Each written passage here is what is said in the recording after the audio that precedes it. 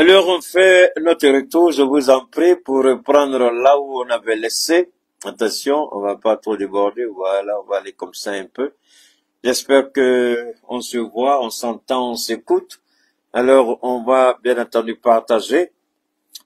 Alors, je vous en prie, pour les nouvelles personnes, n'oubliez pas de vous abonner à ma page Cheikh Oumar Keïta, Facebook Keïta Cheikh Oumar, et à mes différentes plateformes, à ma chaîne YouTube Keïta Cheikh Oumar, et TikTok Keïta Cheikh Oumar. D'accord, des retours pour reprendre là où on avait laissé. Ils nous ont surpris aujourd'hui avec l'électricité. Wow, EDF. Alors, je disais que le tout nouveau Premier ministre, le général de division, Abdoulaye Maïga, il y a des gros dossiers qui l'attendent, des dossiers qui peuvent être des dossiers, si on ne fait pas attention, des personnes mal intentionnées peuvent utiliser cette situation-là pour essayer d'intoxiquer, parce que j'ai toujours dit, la nature a horreur du vide. Si on ne comprend pas la nécessité de mettre en place une véritable structure de communication pour accompagner la transition, et si on pense que l'ERTM suffit pour accompagner la transition, alors là, ça va être un sérieux problème. Ça va être un sérieux problème, parce que ce ne sera pas ce que on voit. Alors, comme nous savons aussi que le président Koïta n'aime pas s'impliquer dans la gestion des différents départements ministériels, c'est pourquoi nous allons nous atteler cette fois-ci, tout en espérant que le nouveau Premier ministre va prêter une oreille attentive à ce que nous disons. J'ai commencé ce combat seul, et aujourd'hui, Dieu merci, d'autres voix sont en train de se lever pour m'accompagner dans ce combat quand il s'agit de la défaillance communicationnelle au niveau de la transition du Mali. Il n'y a aucune communication, aucune stratégie pour accompagner la transition. C'est Dieu lui-même qui soutient cette transition. Sinon, rien n'est fait sur le plan communication pour accompagner cette transition. Rien. Rien. Si le ministre pense que je mens, s'il a le courage, qu'il sorte devant le peuple malien et montre quelle est sa stratégie pour accompagner la transition. S'il pense qu'il peut me défier, parce que moi je défie le ministre de la Communication, s'il peut relever le défi, ou n'importe quelle personne dans son ministère, s'il peut relever le défi, je serai heureux de les rencontrer.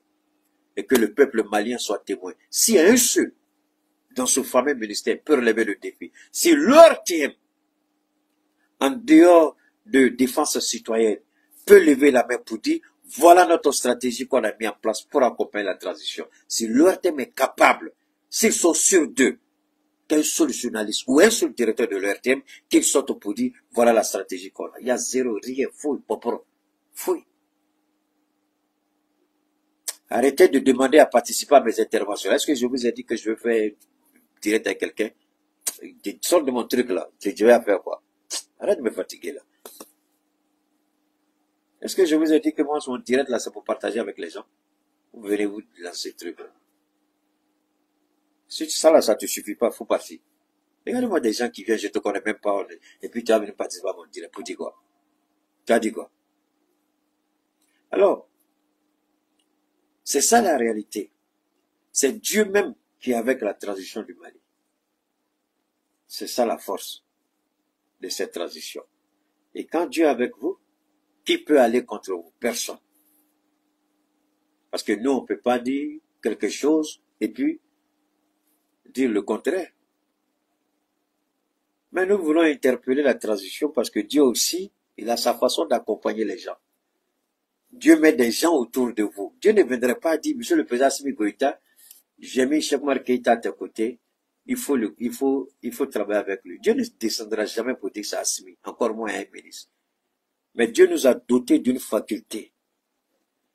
Il nous accompagne. À un moment donné, il nous laisse gérer les opportunités qu'il a créées. C'est là que beaucoup d'hommes tombent en erreur. Dieu crée les opportunités, il vous accompagne. Après, il se retire et puis vous regarde. Comment vous allez travailler cette opportunité-là? Comment vous allez mettre à profit ces opportunités que Dieu ouvre, ces portes qu'il ouvre? Parce qu'aujourd'hui, on a un sérieux problème. On n'a aucune communication, aucune stratégie. Et le seul pays de l'AES qui se bat, donne-moi une seconde, on me demande de faire quelque chose au niveau de TikTok, là, je vais finir, voilà. On vous demande, voilà. Le seul pays qui, d'ailleurs, même dans sa programmation, pendant pendant les journaux télévisés, c'est le Burkina. C'est le Burkina. Le Burkina est le seul pays pour le moment au sein de l'AES, dans la présentation, c'est le Burkina seul qui mérite aujourd'hui félicitations. Moi, il y a des informations là, c'est sur la télé burkinabé que je vais prendre. Des informations même qui concernent le Mali. C'est sur la RTB que moi je vais prendre. Est-ce que ça vous pouvez comprendre? Alors que je suis citoyen du Mali, résident au Mali. Mais c'est au Burkina que je vais m'informer. Est-ce que vous pouvez comprendre ça? Ça, c'est l'échec et la défaite de ce qu'on appelle, cette chose-là qu'on appelle ORTM. Quand Dieu vous accompagne, à un moment donné, Dieu vous laisse. Hein? Monsieur le président, Dieu ne sera pas toujours avec vous dans le même bateau. Il crée les conditions et les opportunités. Il faut savoir les saisir. Parce que Dieu ne sera pas là pour faire le baby-sister, le bébé tous les jours. Il crée les opportunités pour vous laisser. Ça fait un bout de temps quand même que Dieu est avec nous. À un moment donné, s'il voit qu'on ne l'écoute pas, parce que lui aussi, il utilise des gens pour nous parler. Si je rencontre qu'on n'écoute pas, bon, ben Dieu va nous laisser gérer la situation nous-mêmes. Et prions que ça ne se gâte pas. Parce qu'on a un sérieux problème. On n'a aucune stratégie, aucune politique. Et de toute ma vie, c'est ça. Je n'ai jamais compris ça en Afrique. Rares sont les pays où les gens comprennent la nécessité que la communication est le seul lien. Et d'ailleurs, je vous en prie. Alors, restons un peu connectés sur la communication. Quel est le moyen que Dieu utilise pour parler à ses enfants, enfin, en nous, sa création? C'est la communication. Quel genre de communication Dieu utilise? Dieu a utilisé des canaux, des vaisseaux, c'est-à-dire les prophètes. Alors, je vais vous expliquer un peu comment ça marche. Quand Dieu a fait sortir son peuple de l'Égypte, et que c'était le prophète Moussa, ce peuple-là, arrogant, ingrat, recalcitrant, rebelle, les Juifs, ils disent, non, non, non, non, non, nous on ne veut pas d'intermédiaire entre toi et puis, non, non, non, si vraiment ce que tu dis là, si tu dis vraiment que tu veux de la part de Dieu là, il faut quitter là, nous on va parler avec Dieu. Dieu dit, ah bon, vous voulez me parler? Il dit, ah, on veut parler avec toi. On dit, Moïse, il faut t'écarter. Nabi Moussa, le prophète Moussa, mets-toi à côté. Nous on va parler à Dieu que tu dis, toi tu te parles là, nous on va lui parler en direct. Et, il dit, ah bon, il dit oui. Il dit, mon Dieu, tes enfants disent, ils veulent te parler. Quand sa voix a résonné dans les montagnes, les tremblements de terre, les fissures, les dégâts, ils ont dit, on ne veut plus jamais entendre la voix de Dieu. Pardon, il faut être notre intermédiaire désormais. Donc, il y a forcément un canal par lequel Dieu passe pour parler aux gens. Et si nous, on bâtit notre vie sans se servir de ce canal-là, faisons attention qu'il n'y ait pas de fissures, qu'il n'y ait pas de tremblement de terre. C'est là que Moïse, le prophète Moussa, même avec ça, hein, ils sont toujours restés rebelles. Pour vous dire combien de fois l'homme est réfractaire à la communication. Ils ont provoqué encore. Il a fallu que Dieu les frappe, et même jusqu'à aujourd'hui. Jusqu'à ce que Dieu, Porphyrie, dise quoi? Vous ne verrez pas la terre que j'ai promis à mon serviteur Abraham. Ils ont erré dans le désert pendant 400 ans. 40, on dit 4 générations à peu près. Il dit parce que votre génération, jusqu'à la 4e, ne verra pas la terre que j'ai promis à Abraham. Ils ont erré dans le désert jusqu'à ce que la terre qui était promise, une petite partie, une portion leur soit donnée. C'est pourquoi cette guerre entre Israël et la Palestine, là, allez-y comprendre quelque chose. La Palestine, au départ, était dans la partie que Dieu avait réservée à son peuple. Mais un peuple docile, un peuple humble, un peuple soumis à sa volonté. C'est à ceux-là, la Palestine était dedans. Si vous voyez que ils font les colonies, vous, les gens ne comprennent pas trop. Parce qu'ils vont fouiller dans les anciens livres de la Torah, et puis ils veulent l'appliquer. Alors que Dieu a déjà rompu cette alliance. Et vous a dit, je vous donnerai plus ce que j'avais promis. Maintenant, eux-mêmes, ils veulent prendre ça de force. C'est pourquoi la guerre israélo-palestinienne, ce n'est pas une guerre diplomatique, c'est une guerre spirituelle. Et c'est Dieu lui-même qui va faire la guerre de la Palestine au moment venu. Cette guerre ne prendra pas fin ni par les négociations, ni par la création de l'État de la Palestine. Jamais. C'est spirituel. Est-ce que vous avez compris? Ça, c'est spirituel, quoi, en fait. Parce que pour nous, c'est fondamental. C'est important. C'est essentiel. C'est important. Alors, cette terre de la Palestine, qui aujourd'hui est la source d'une guerre. Mais cette guerre, je le répète, elle ne se gérera jamais, ni par les armes, ni par la diplomatie. Cette guerre va se gérer au temps voulu et au temps opportun par Dieu. On peut créer 2 États. Ça ne va pas résoudre la solution. Est-ce que la Russie et l'Ukraine ne sont pas 2 États, mais ils sont en guerre? C'est pas la solution n'est pas la création de 2 États. La solution, elle est spirituelle. Mais cette solution spirituelle, Israël ne va jamais l'accepter. Pour simple fait que Israël, Dieu leur a dit, je ne vous donnerai plus. Et Dieu a rétréci la portion de terre qu'il avait décidé de leur donner. Et maintenant, eux disent, ils vont aller au-delà de la volonté de Dieu. Donc, comprenez quelque chose. Alors donc, revenons maintenant sur les grands dossiers. C'était juste une parenthèse par rapport à la communication. Le défaut de la communication peut être préjudiciable. Si Donald Trump, je le répète, n'avait pas construit un cercle véritable. Regardez qui a aidé Donald Trump. Avec ses milliards, l'expérience qu'il a, qui a aidé Donald Trump? Son fils de 18 ans. C'est lui qui a dit, papa, tu veux gagner la guerre de la communication? Il faut laisser les télévisions classiques. Va sur les réseaux. Voilà les réseaux où tu dois apparaître. Il a donné la liste des réseaux. Et Donald Trump, quand il est allé là-bas, il a cassé le plafond. Et nous, on s'amuse avec ça. Parce que si, pendant 4 ans, les démocrates ont construit un narratif, ils ont présenté Donald Trump comme un criminel, comme un fasciste, comme un dictateur, comme quelqu'un qui est contre la démocratie, qui va détruire la démocratie, les fondements même des... Pendant 4 ans, ils étaient au pouvoir, voilà ce qu'ils ont fait. Mais comment Donald Trump a pu surmonter 4 ans de narratif?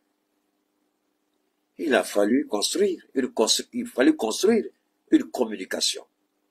Il avait créé lui-même sa propre plateforme quand il a été exclu à l'époque comment on appelle ça, de Twitter, qui est devenu X maintenant. Mais quand Elon Musk a racheté Twitter, baptisé X, automatiquement, tous les comptes de Donald Trump ont été réactivés. Alors, la question qu'on doit se poser, comment 4 années, avec un pouvoir assez puissant, avec tous les leviers de la presse au service de ce pouvoir-là, les démocrates, 2 tentatives de destitution.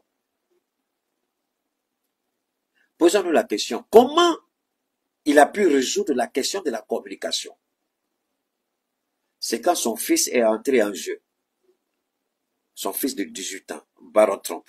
C'est lui qui a dit à son père, papa, tu veux gagner les élections? Il dit, oui, mon fils. Il dit, voilà la stratégie qu'il te faut. Mais c'était pas au début dans la stratégie de Trump. Je voudrais encore appeler nos autorités à revoir encore leur feuille de route par rapport à la communication. Jusqu'à présent, il y a un sérieux problème. Vous n'avez pas besoin de tous ces gens-là qui sont assis à côté de vous, qui disent qu'ils ont le gros diplôme. Ça ne sert à rien. Elon Musk a parlé. Il dit, ton diplôme, je m'en fous. Qu'est-ce que tu peux apporter? C'est ça qui m'intéresse. Les dossiers, on s'en fout de ça. On peut tricher pour avoir un diplôme. Vous regardez Alassane Ouattara qui dit qu'il a PhD. Regardez comment il a train de détruire l'économie de la Côte d'Ivoire. Il dit qu'il a un PhD. Et son PhD a servi à quoi? Voilà un autre qui vient encore avec sa figure, je ne sais pas quel problème il a. Il s'est dit il est héritier du fouet. Un certain Tiam, qui attend encore de berner les gens du PDCRDA. On ne sait même pas à quoi va servir à quoi va ressembler les élections en Côte d'Ivoire. Dieu seul sait. La communication. Et ce qui me réjouit, c'est que le premier ministre Abdoulaye Maïga, il écoute. Il est humble. Il est prêt à écouter tout le monde. C'est la raison pour laquelle peut-être que nous allons changer de système d'approche. Le système que nous avons fait avec, comment on appelle ça, avec, comment on appelle ça, avec Shogel, ce ne sera pas le même système qu'il faut faire avec Maïga. Il faut changer un peu l'approche. On va rester peut-être dans le même registre, mais changer un peu. C'est important.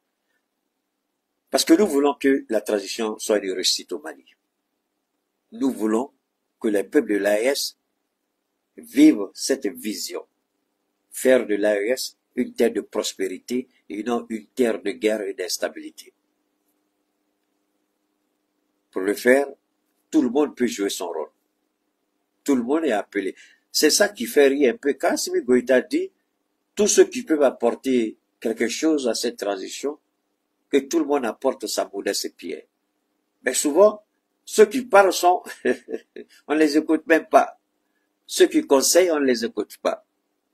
Je dis pas toujours, hein, parce que j'ai souhaité voir Abdoulaye comme notre premier ministre, il est devenu. J'ai souhaité qu'il vienne avec son ministère, il est venu avec son ministère. Je ne peux pas trop me plaindre à ce niveau. Mais il est bon parce que les gros dossiers, là, je vais vous les soulever tout à l'heure. D'accord? Alors, maintenant, on va commencer d'abord par la bombe à retardement que le Premier ministre a placée avant de partir. Ah, vous voyez. C'est important pour nous. On va écouter. On va écouter. C'est important, je le répète. On va écouter. Qu'est-ce que Shogel a dit avant de partir? Qu'est-ce que Shogel a dit avant de partir? Il a dit, non, mais je ne vais pas le dire, vous allez écouter vous-même. Parce que si vous écoutez, ce sera plus instructif, ce sera plus intéressant si vous écoutez. Shogel lui-même dit, oh là là, on va écouter, hein. Je vais vous ramener ici. On va écouter ça d'abord, et puis on va revenir. Au Mali, le général de division Abdoulaye Maïga a pris ses quartiers à la primature. La passation de témoins entre lui et son prédécesseur a eu lieu ce matin, quelques heures après sa nomination. L'homme s'installe en terre connue pour avoir assuré l'intérim de Kokala Maïga durant des mois. La cérémonie de passation de charge avec Nyanya Ali Traoré. Une journée de vendredi, en apparence bien ordinaire, en ce 22 novembre 2024, avec ce beau soleil danakois qui illumine les toits de la cité administrative, côté primature. Une certaine sérénité baigne sur la place pour accueillir son nouveau locataire. Et il est bien au rendez-vous de la passation de service prévue à 10 heures.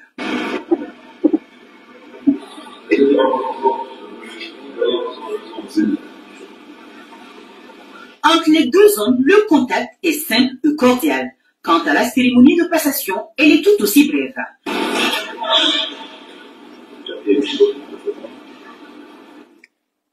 Je vais vous amener à écouter la bombe. Cette bombe, Shogel, à chaque fois que c'est possible, il pose cette bombe. Partout où il est passé, il a posé cette mine. Mais beaucoup, on n'a pas fait attention. Mais en apparence, ce n'est pas une mine. En apparence, ce n'est pas une bombe. Mais quand vous connaissez l'homme, quand vous connaissez l'homme, sa façon de faire, sa façon de communiquer, le politicien qu'il est, alors c'est très facile. Donne-moi une seconde, c'est très facile Et puis, mais c'est pas vrai. Waouh. Donne-moi une seconde. Voilà. C'est comment? Voilà. Maintenant, c'est bon. Voilà. Merci beaucoup. On avance. Vous allez écouter cette bombe-là.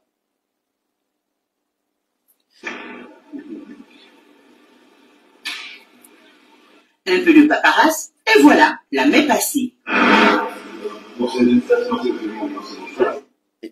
C'est vrai que ici, le micro de l'ORTM, le bruit, je sais pas quel a été le calibrage, il y a beaucoup de bruit en bas, mais l'essentiel, vous allez comprendre, vous allez saisir l'essentiel, je vous en prie.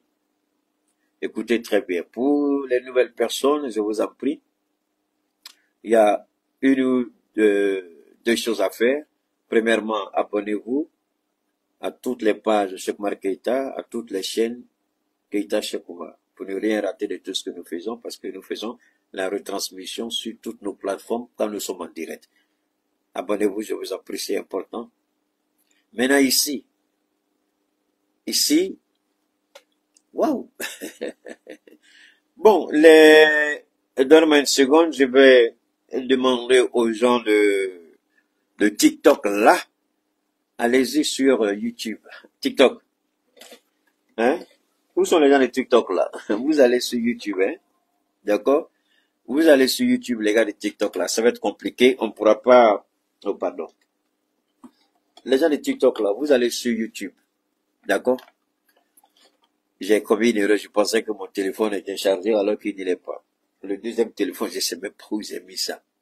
Donc TikTok, allez sur YouTube parce que là, on va être coupé. Vous avez compris? Voilà.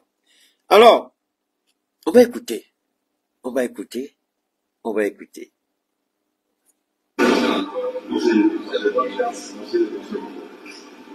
Quelques mots de l'ancien à l'adresse de son successeur accompagnent le moment. Ce dernier l'écoute avec attention. Le Mali, l'AES, l'Afrique, le monde entier. Le Mali a une obligation de réussir face à l'histoire. Aujourd'hui, vous savez ce que ça fait. Je vous souhaite bonne chance. Merci beaucoup. Le Mali, l'AES, le monde nous regarde, le Mali a l'obligation de réussir. Je m'arrête là. Après, il y a d'autres interventions encore où, quand vous regardez tout le long ces derniers temps, donne-moi une seconde, il y a des gens qui aujourd'hui, là, même je suis content, il y a plein de gens, je vais bannir ici, là. Alors, donc, je le répète une deuxième fois, ce qui est intéressant, l'homme, Mali. Et, waouh. Ça, c'est intéressant, là, aujourd'hui, la pop. Alors, donc, voilà. Mali. C'est bien beau. Cela me rappelle une célèbre pensée de Dieu qui dit, vous m'adorez sur le bout des lèvres, mais ce que vous dites ne vient pas du fond de votre cœur. Je ne dis pas que c'est le cas ici, Safroula, c'est pas ce que je dis. Mais quand le Premier ministre dit Mali, est-ce qu'on peut en vouloir au Premier ministre de dire Mali? Non, pas du tout. Il a le droit de dire, c'est un Malien, c'est un politicien. Il a l'amour de son pays, on peut le dire. Donc, le Mali est une priorité pour lui, ça c'est une certitude. Mais alors, posons-nous cette question. Quand vous dites le Mali, l'AES, le monde vous regarde, et vous venez écouter les propos du Premier ministre le samedi, vous vous posez la question, de quel Mali le Premier ministre nous parle? Parce que moi je peux dire le Mali, ma vision du Mali n'est pas forcément la vision du Mali que vous avez. Il faut qu'on comprenne cela très bien. Ma vision du Mali n'est pas votre vision du Mali. Ma vision du Mali n'est pas forcément la vision de tout le monde. chaque personne a sa vision. Mais ce qui est fondamental, c'est quand nos visions se croisent. Comment nous identifions notre vision pour que cela soit une vision commune, une lutte commune et un objectif commun? Je ne peux pas avoir la vision du Mali quand je cherche à créer la division entre ceux qui gouvernent et ceux qui exécutent. Il y a un élément la dernière fois que j'avais voulu vous faire écouter. Malheureusement, j'ai demandé à Bachili, mais la vidéo que mon frère Bachili m'a envoyée, c'était pas de cette vidéo-là qu'il s'agit. C'est de cette vidéo-là qu'il s'agit. On va écouter celle-ci. Habillé en kaki, casquette de l'armée malienne vissée sur la tête, Choguel Maïga déboule devant les militants de son mouvement, le M5 RFP. Et il va tenir son auditoire en haleine pendant plus d'1 heure. À plusieurs reprises, le Premier ministre civil du Mali fait l'éloge des soldats qui se battent sur le front, mais critique vertement les... C'est cette partie-là, quand j'ai demandé la dernière fois qu'on m'amène TV5 Monde, ce qu'on m'a amené, c'était pas ça. C'est ici que j'avais besoin. Et j'étais assis comme ça hier, et puis bon, tout fatigué, et puis pap, ça tombe sur ma télé. Comme mes appareils sont tous connectés, automatiquement, j'ai sauvegardé. Alors, ici, donne-moi une seconde, s'il y a des maudits qui viennent ici, moi j'ai une façon de vous chasser, mon ami. Voilà. Vous allez partir. J'ai pas besoin de vous ici, dégagez mon direct. Alors donc, ici, vous avez écouté, je vais ramener, c'est juste quelques secondes. Juste quelques secondes. On va ramener encore en arrière. Ici, écoutez très bien là. Haleine pendant plus d'1 heure. À plusieurs reprises, le Premier ministre civil du Mali fait l'éloge des soldats qui se battent sur le front, mais... Pendant plus d'1 heure, le Premier ministre civil fait l'éloge des soldats qui se battent sur le front, mais critique vertement les autres, ceux qui dirigent le pays à Bamako. Mais critique ouvertement ceux qui dirigent le pays à Bamako. Donnez-moi une seconde. Il y a tellement de petits bâtards aujourd'hui à bannir là. Il y a un autre qui va partir encore. Alors, pour nous, c'est important. Il fait l'éloge de ceux qui se battent au front, mais critique ouvertement ceux qui dirigent et qui sont à Bamako. Et vous dites, le Mali, l'AES, le monde nous regarde, le Mali ne doit pas. De quel Mali nous parle Choguel Kokala Maïga?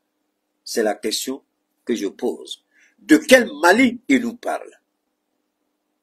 Un Mali où tu opposes les exécutants sur les théâtres d'opération par rapport à ceux qui dirigent au Mali, ça c'est pas le Mali qu'on veut.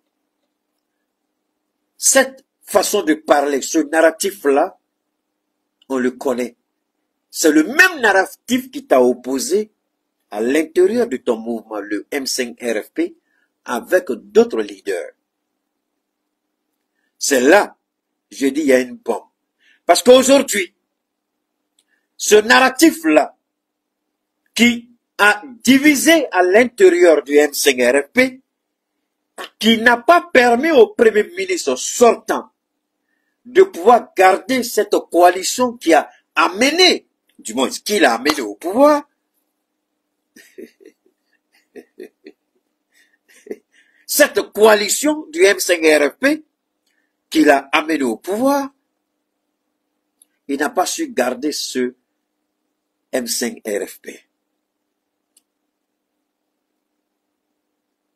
Insultez-moi, dénigrez-moi, insultez Assimi, insultez tout le gouvernement. Nous, on s'en fout. C'est comme quelqu'un qui va se laver. L'eau coule sur le corps. Vos injures, c'est comme l'eau qui coule sur le corps. Ça ne fait rien, ça ne change rien.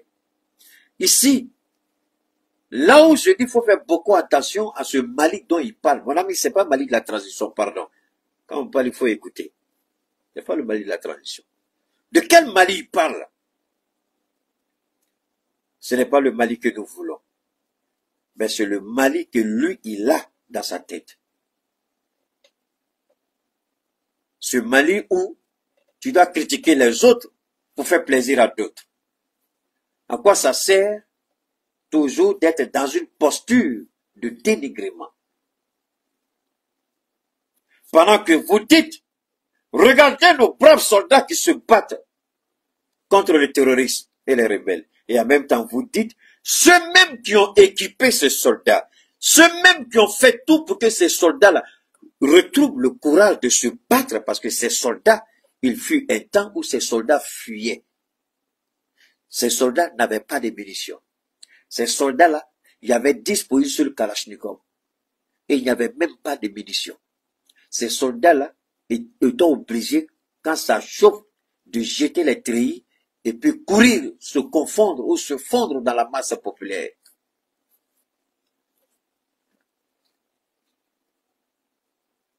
Mais quand tu dis à ce soldat-là, qui aujourd'hui eux-mêmes disent, quand ils sont contents, ils tirent dans l'air, ils ont tellement de munitions. Mais qui a fait que ces soldats-là disposent d'autant de munitions? Ceux que tu critiques ouvertement. On ne peut pas se taire sur les risques et les menaces que représentent certains propos du Premier ministre. Ici, rappelez-vous, je vous ai dit, quelqu'un pouvait dire, en réfléchissant de près, mais attention, pourquoi il chante les louanges des autres, et puis ici, il indexe d'autres. À quoi ça arrive?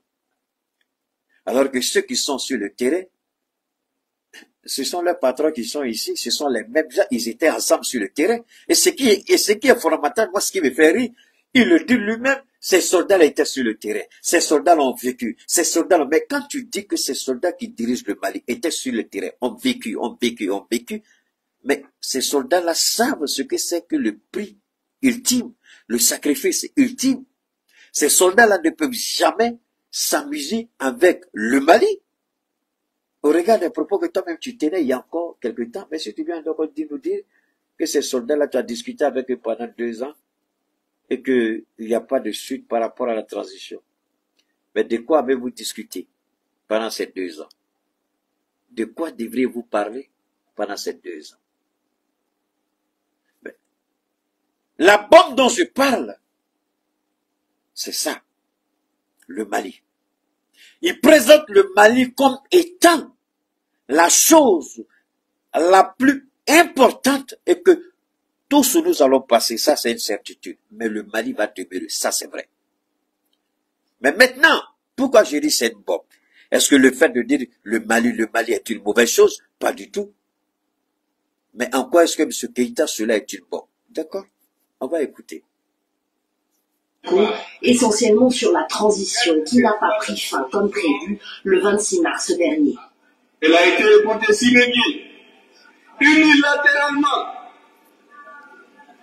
sans débat au sein du gouvernement. Voilà celui qui dit le Mali est ma priorité. Quand le Mali est votre priorité, vous ne tenez pas ce langage-là en public.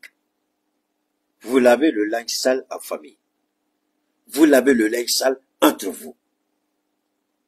Je ne suis pas d'accord avec tout ce que vous faites, mais ici et d'ailleurs, de quelle fin de transition pendant 2 ans lui discutait dans le dos des Maliens?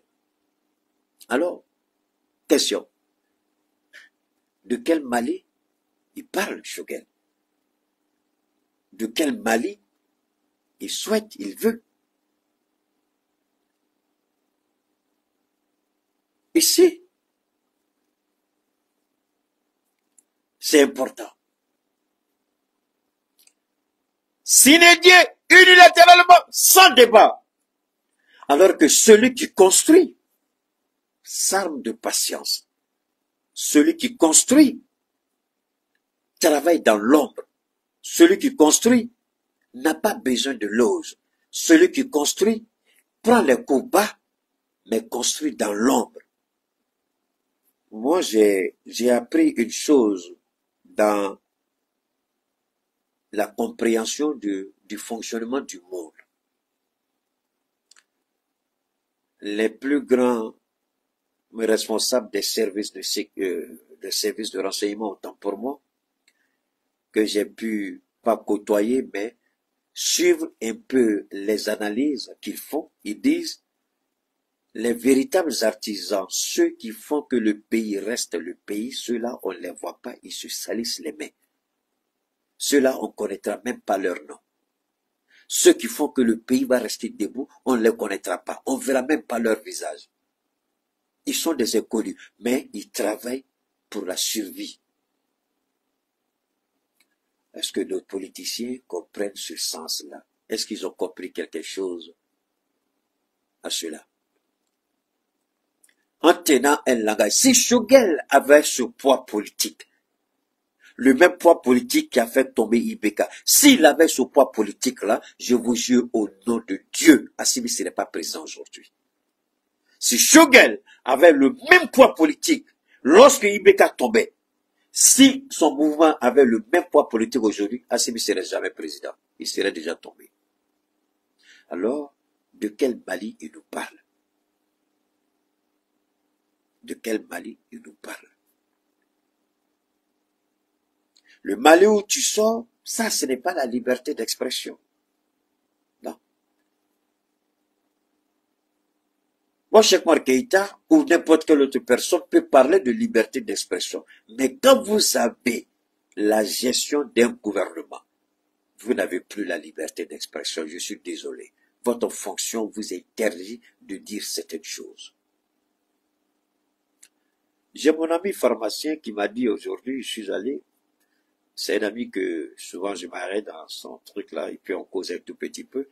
Il me parlait de Poutine qui a commencé, parce que lui il aime beaucoup Poutine, hein, et il me parlait de Poutine, et puis il dit, Coran, ce qui m'a un peu découragé, c'est l'affaire de Choguel. J'ai dit comment ça? Il dit, il aurait souhaité qu'on le garde. Quand il a émis ses idées, j'ai expliqué pourquoi garder Choguel serait dangereux pour le pays. Pourquoi garder Choguel serait de mettre en péril la sécurité nationale. Je lui ai expliqué point par point. Il dit, ah, Coran, je n'avais pas vu ça comme ça. Je n'avais pas vu ça comme ça. J'ai dit, tu as compris? Il a compris. Il dit, il a été averti. On lui a dit. Mais comme dans la tête des gens, et d'ailleurs, ça me rappelle, il y a notre petit Chris Yapi. Souvent, Chris Yapi, quand je parle à ce petit-là, souvent il écoute, petit Chris Yapi, ton truc que tu as fait aujourd'hui là, Délé Brema Ouattara, et puis Alassane Ouattara sont contents en Côte d'Ivoire, le marabout travaille, petit Yapi, à cause de Dieu, tu n'es pas musulman, d'accord? Hein? Tu n'es pas musulman, c'est vrai, tu fais tes enquêtes, on respecte ça, mais il y a des considérations religieuses, la folie spirituelle, par la faut sortir dedans. Tu es trop petit, il n'y a même pas ta place là-bas. Nous, on s'en fout, nos cas danser. Délé Brema n'a qu'à passer sa vie à boire son champagne, son alcool, son tchapalo, tout ce qu'il veut, mais leur volonté ne sera pas faite. Tu n'as aucune idée de Dieu, tu n'as aucune idée des prières, que nous faisons. Tu n'as aucune idée de ce que nous faisons. Le Mali, en gardant Choguel, le Mali il y avait un risque véritable de coup d'État. En gardant Choguel. Peut-être que ça, beaucoup de gens ne le savent pas. En le gardant, il y avait un risque énorme de coup d'État. Donc, au parti, on a créé la confusion. Petit Chris Yapi, toi aussi, ta tête, là, souvent, on a l'impression que c'est Caillou qui est dedans. On a l'impression que c'est Delo qui est dedans. Souvent, je te respecte, mais souvent, tu agis comme quelqu'un d'idiot. Quand tu regardes Choguel, là, aujourd'hui, quel est son poids politique? Qu'est-ce qu'il vaut réellement, politiquement? Avant de dire, on a fait un mauvais calcul, il faut regarder ce que la personne vaut. Alors, quand vous achetez les premières voitures, vous savez, les premières BMW, là, quand les gens ont acheté, c'était des voitures excellentes. Mais alors, les BMW il y a 20 ans, les BMW peut-être de 1980, 1990, et puis les BMW de 2024, là, c'est la même chose. C'est les mêmes options. C'est pas la même chose. Quand vous regardez,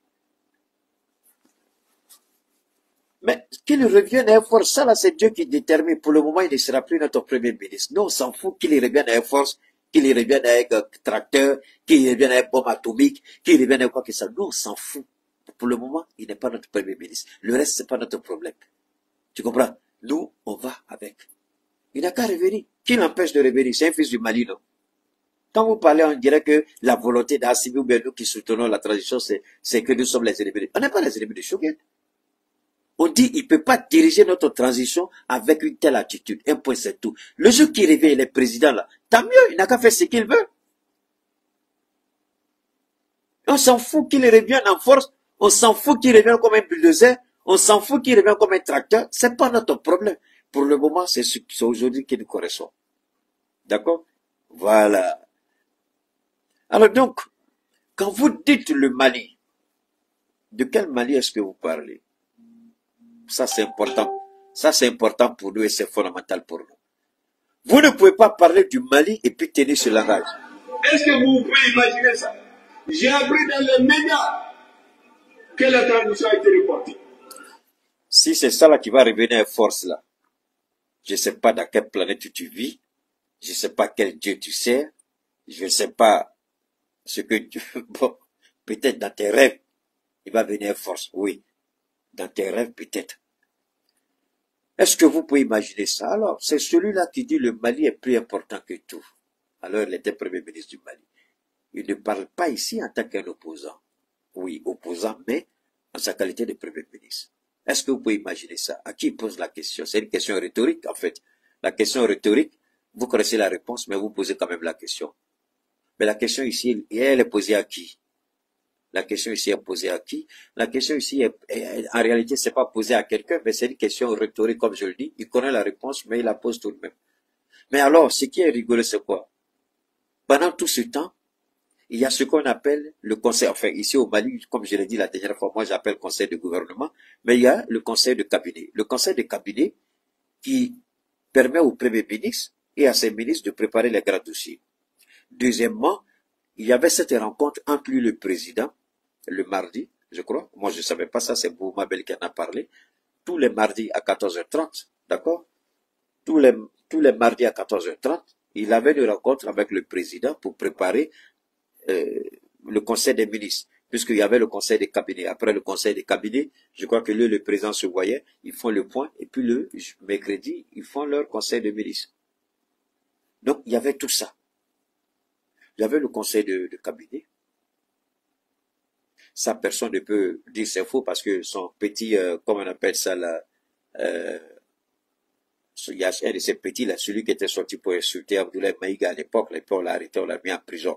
Pas de ce que, c'est pas à cause d'Abdoulaye Maïga, mais je crois qu'il avait insulté les gens du M5RP là, l'autre côté, c'est eux qui ont porté plainte contre lui. Il est sorti, il a dit lors du conseil des cabinets qu'il y a eu il y a eu une situation entre le ministre Abdoulaye Maïga et le premier ministre Choguel. C'est lui qui l'a dit.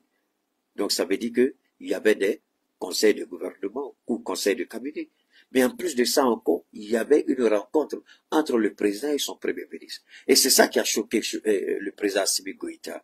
Ça, c'est une trahison. Ça, c'est méchant.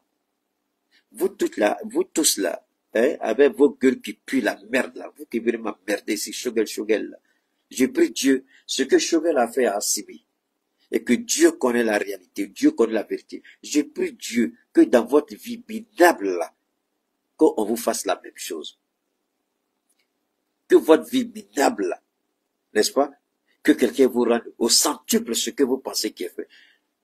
Attendez, c'est un premier ministre qui voit son président et il parle du conseil de gouvernement et débat au sein du gouvernement. Alors que tous les mardis, à 14h30, il y avait une rencontre avec ton président. Alors, pourquoi tu ne soulèves pas la question à ton président? Monsieur le président, au regard du report, et d'ailleurs, Assimi Goïta a notifié Choguel Kokala Maïga du report des élections. Et il appartenait à Choguel de faire cette rencontre. Alors, vous savez, si, moi, il y a une seule chose que je peux dire en ce qui me concerne, pour clore ce dossier-là et puis aller sur les dossiers importants, je voulais d'abord présenter cette bombe-là que les gens ont du mal, on n'a pas perçu. On a cru qu'il a donné de sages conseils à Abdoulaye Maïga. Il n'a pas donné. C'est pourquoi Abdoulaye Maïga a ri. Il a souri. Dans le commentaire de la dame, vous allez dire que Abdoulaye, il souriait. Il y a quelqu'un même qui m'a envoyé la photo. La photo, regardez, quand Abdoulaye Maïga est arrivé, Abdoulaye Maïga, regardez les deux fauteuils. Vous avez vu les photos sur les réseaux. Ouais, je pense que je dois avoir la photo ici. Donne-moi une seconde, je vais vérifier si j'ai la photo. Oh là là, j'ai pas la photo. Quelqu'un m'avait envoyé la photo, je crois. La photo, j'ai pas enregistré ici. La photo, c'est quoi? Les deux hommes sont assis dans deux canapés de deux places. Abdoulaye Maïga était au bout à droite. Qu'est-ce que Choguel a fait? Choguel qui devait être lui aussi au bout et à gauche. Mais Choguel allait s'asseoir. Quelqu'un m'a dit, mais Keïta, regarde la photo sérieusement. Il y a un langage de la photo. Moi, j'ai pas fait attention, hein. Bon, s'il a avisé, il n'a qu'à aller conseiller tes parents. Idiot. Attendez, j'aime pas dire ce bâtard, elle va quitter ici. Alors, donc, je dis, il s'est assis. Choguel est assis. Au fond de son fauteuil, à droite. Vous voyez, quand Poutine veut vous paniquer, là, vous voyez la table de réunion de Poutine, là. Il a une longue table, là, Poutine. Il s'assoit au bout et puis vous êtes assis au bout. C'est ce que Choguel a essayé de faire avec Abdoulaye Maïga. Mais Abdoulaye Maïga a compris tout de suite. C'est pourquoi il arrive. Lui, il était assis au bout, croyant que son grand frère allait être assis au bout pour qu'il parle. Ou ne serait-ce qu'au milieu pour qu'il parle. Choguel n'était ni au bout, ni au milieu, mais il allait se mettre au bout, tout à fait à droite. Garder une grande distance entre lui et Abdoulaye Maïga. Mais pourtant, c'est lui qui donnait conseil à Abdoulaye Maïga. C'est ça que moi je ne comprends pas chez l'homme. C'est cette attitude-là que j'ai du mal à comprendre. Pourquoi tu te loignes et maintenant en partant, c'est toi qui veux donner conseil. Quel conseil? C'est pourquoi Abdoulaye Maïga, quand il parlait, il a regardé et puis il riait. Il a fait comme il a entendu, mais il savait très bien que ce qui sortait de la bouche de Choguel n'était pas sincère. Ce que Choguel donnait comme conseil, Abdoulaye Maïga savait que c'était pas sincère. Parce que les gens là, ils ont appris à connaître Choguel. Ils ont appris à le comprendre. Ils ont appris à gérer certaines choses. Ici, soyons sérieux, soyons honnêtes. Ici, quand il dit le Mali, mais tu ne peux pas prétendre aimer le Mali. Mais qui fait le Mali?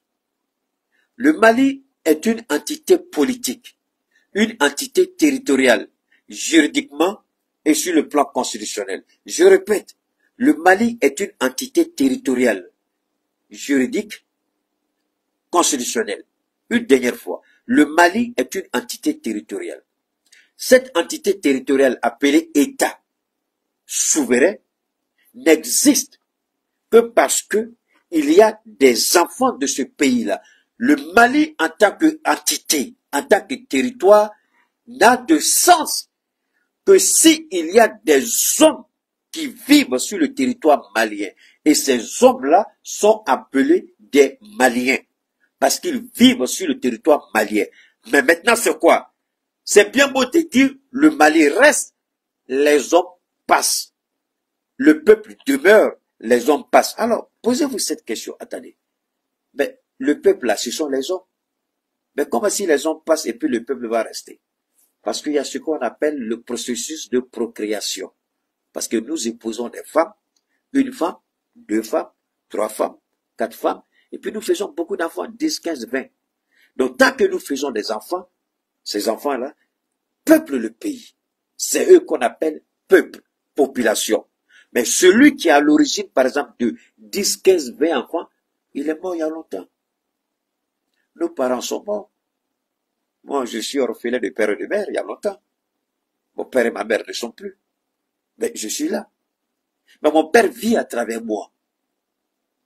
Et mon père continue de vivre à travers ses petits-enfants qui sont là. Eux aussi, vont les enfants de Gaussou, les petits frères de Gaussou, les grands frères de Gaussou, d'abord, enfin, voilà pourquoi on dit les hommes passent, le peuple demeure, le pays demeure.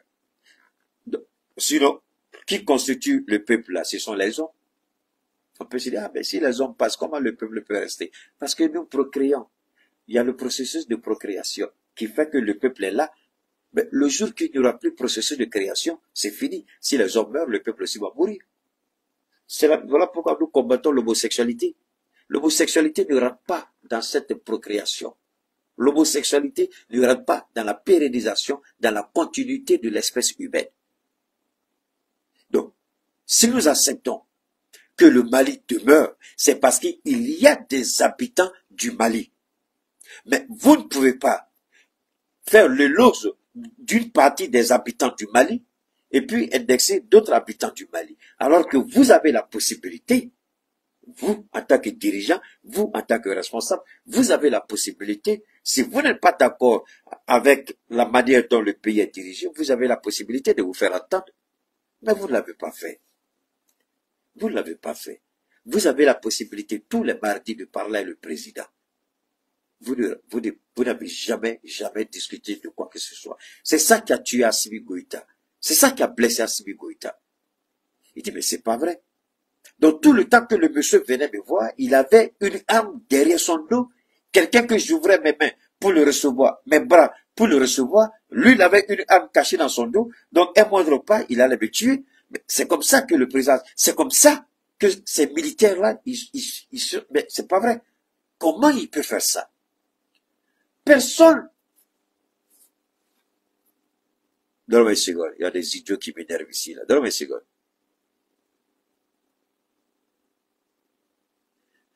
Pour nous, ça c'est... On n'accepte pas ça.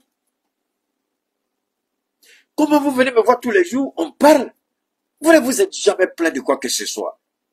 À ma grande surprise, vous sortez, vous invitez des diplomates. C'est ça aussi qui a fait mal au président Assimi Goïta. Parce que quand il a invité les diplomates, il n'a pas invité les diplomates pour aller régler ses comptes à la transition. Il a invité les diplomates pour aller faire, comment on appelle ça, pour aller célébrer le premier anniversaire de la libération de Kidal. Alors, les petits bâtards qui viennent ici, là, quelqu'un vous dit, ah, venez, on va aller dire bonjour à un ami. Et puis vous amène à un fumoir où on fume la drogue. Est-ce que dans votre tête, là, l'homme qui dit, allons, on va aller saluer mon père ou bien ma mère qui est malade. Et puis, il vous amène dans un fumoir pour aller fumer la drogue. Qu'est-ce que vous allez dire? Voilà pourquoi les diplomates eux-mêmes ont été frustrés. Vous savez, il y a beaucoup de choses qui se sont passées et que Assimi a mis le pied dessus. Il y a beaucoup de diplomates qui voulaient protester publiquement, que Assimi a calmé. Il a dit à Abdoulaye Diop, ce sont tes hommes, il faut gérer ça. Je ne veux pas que chacun n'a qu'à garder pour lui. Ce n'est pas un problème. Il y a des diplomates qui ont été déçus. Il y a des diplomates qui ont été frustrés. Il y a des diplomates qui n'ont rien compris. Mais dans les présidents ont saisi Assimi Goïta, on lui a dit, mais attends, on ne comprend pas là. Comme ton premier ministre appelle nos représentants, c'est pour aller régler ses comptes avec vous. Quel est le problème au Mali, on comprend rien. Alors, vous n'avez même pas une idée de l'embarras que Choguel a créé. Il a fait exprès pour nuire à Assimi Goïta, pour nuire à la crédibilité du Mali. Et quand des bâtards viennent s'arrêter ici, et puis nous racontent leur vie de merde, vous ne voyez même pas plus loin que le bout de votre nez. Saleté que vous êtes. Ce qu'on dit ici là, ouvrez les oreilles pour entendre. Si vous voulez faire ces règlements de compte là, est-ce qu'il avait besoin d'inviter ces diplomates-là? Est-ce qu'il avait besoin d'aller humilier le Mali devant ces diplomates-là? Que ces diplomates apprennent sur les réseaux, tant mieux. Mais vous les invitez officiellement. Alors là, on doit se poser la question, est-ce qu'il y a eu un deal entre Choguel et les ennemis du Mali? Si on doit regarder sur cet aspect-là, c'est pourquoi quand Choguel dit le Mali, je dis attention, attention de quel Mali Choguel vous parle. Parce que moi, je sais de quel Mali il parle, c'est pas ce Mali que nous voulons, vous et moi. C'est pas ce Mali, parce que si c'est ce Mali-là, c'est qu'il a fait. C'est qu'il a fait. Il s'est détruit lui-même à tous les niveaux. Il s'est détruit lui-même. Parce que ce Choguel-là n'aura plus de crédibilité. Parce que ces États qui te respectaient à cause de qui? À cause du président. Tu invites les représentants de ces États-là et puis tu vas t'attaquer à ton propre patron. Alors que tout le monde sait que c'est faux. Un premier ministre et son président parlent. Un premier ministre et son président se rencontrent. Un premier ministre et son président, il n'y a pas d'audience. Tu dis président, j'arrive, tu montes. Qu'est-ce que tu ne pouvais pas dire et que tu avais besoin d'étaler en place sur la place publique? Parce que cette affaire-là, vous croyez que c'est fini? Cette affaire n'a même pas encore commencé à donner tous les éléments de réponse. Vous croyez que c'est fini? Parce qu'il va falloir chercher à comprendre pourquoi il a fait ça. Donc, quand tu invites ça veut dire, parce que regardez ici, il y a quelque chose qui s'est passé que les gens peut-être peuvent prendre ça en chose. Pourquoi inviter les diplomates et puis s'attaquer à Assimi Goïta? Est-ce qu'il y a eu un deal entre lui? Et je ne sais pas. Est-ce qu'il y a eu un deal entre lui et quelqu'un? Est-ce qu'il a pris l'engagement devant quelqu'un de faire ça? Parce que moi, tu peux faire ça. Moi, je m'en fous. Si c'est une réunion de loi, je m'en fous. Si c'est une rencontre, moi, je m'en fous. Mais tu les as invités au nom du Mali. Donc, tu ne peux pas me parler du Mali. De quel Mali Choguel parle? C'est la bombe que Choguel veut placer. Il veut faire croire qu'il a été chassé à cause du Mali. C'est faux. Il veut faire croire que le Mali est sa plus grande préoccupation. C'est faux. Parce que si c'était le cas, il avait la possibilité de rencontrer le président Assimi Goïta, échanger avec le président Assimi Goïta, parler avec le président Assimi Goïta et être d'accord avec Assimi Goïta ou pas. On ne dit pas qu'il doit être d'accord avec Assimi sur tous les points. Personne n'a dit ça. Parce que vous croyez que Sadio Kamara est d'accord avec Assimi sur tous les points? Sadio sait dans la fonction, dans la mesure de sa fonction. Il sait où sont les limites de sa fonction. Et il sait où sont les limites de la fonction présidentielle. Mais, si vous n'êtes pas d'accord avec quelque chose, vous avez une façon de vous faire entendre. Et tout le monde dit que c'est grâce à Sadio qu'il a été recruté. Mais, pourquoi il n'est pas allé vers Sadio, qui est son petit frère? Pourquoi il n'est pas allé dire à Sadio, Sadio, il faut parler à ton ami. Je ne comprends pas, Obabi Alika, quel est le problème? Je ne comprends rien. Et je veux qu'on parle de la fin de la transition. Mais parce que tout ce qu'il a dit, ce sont des bobards, ce sont des bêtises, il n'y a rien de vrai dedans. Comment tu vas parler de la fin de transition? Pendant que toi-même tu te lèves, tu dis, les données sécuritaires ne sont pas réunies, on ne peut pas aller à cette... mais attendez, comment voulez-vous aller à une élection? Le Niger a dit on ne peut pas aller aux élections. Le Burkina a dit on ne peut pas aller aux élections. Mais même, d'accord, supposons que le Mali même dise non. Mais au regard de cette nouvelle donne entre le Mali, le Niger et le Burkina, est-ce que Choguel, c'est pourquoi quand on dit que c'est un grand politicien là, moi je dis c'est pas vrai. C'est un piètre politicien. Il ne connaît pas la politique. La seule chose que Choguel a fait, je vais vous le dire, ce qui fait que Choguel, on dit que c'est un grand politicien. Choguel, je le répète, il sait parler, mais c'est pas un politicien. Un politicien est un stratège. Un politicien est un négociateur. Un politicien sait garder profil bas. Un politicien sait dialoguer, sait communiquer. Oui, il parle, c'est un grand orateur, mais c'est un piètre politicien. Il n'a aucune stratégie en politique. Rien. Attendez, dites-moi quelle stratégie, parce que s'il est bon, comme on veut nous faire croire là, quelles sont les fonctions il a déjà été, je ne sais pas, hein, il a déjà été député, je ne sais pas, hein. Badjili, tu es là, il a déjà été député, je ne sais pas. Est-ce qu'il a déjà été député? Est-ce qu'il a déjà été président de l'Assemblée nationale? Alors que Ibrahim Baka Keïta a été député. Il a été président de l'Assemblée nationale. Il a été premier ministre. Quel poste il a occupé chez Choguel? Moi, je ne sais pas. Quel poste il a occupé? Choguel est un piètre politicien. Oui, il parle. Son nom, oui. Parce que il a fait tellement de scandales avec son nom est resté. Il sait parler. Si vous dites qu'il ne sait pas parler, vous avez menti. Je ne suis pas méchant. Petit idiot là, je ne suis pas méchant. C'est la vérité que je dis. Si tu ne peux pas supporter la vérité, il faut te dégager de mon direct. Si c'est la vérité, tu crois que je suis là pour dire ce que tu as envie d'entendre? Tu crois que je suis là pour te faire plaisir? Bon, il faut foutre le camp, c'est tout. Fous le camp de mon direct. Tu sais pas ici, c'est pas ta place. Alors, cette réalité, c'est quoi? Je le répète, Choguel est un piètre politicien. Il n'est pas un stratège, il ne connaît pas la politique. Parce que quand vous connaissez la politique, wallah billah, aucun politicien digne de ce nom ne fera jamais ce que... Regarde, attendez, je vais tout le...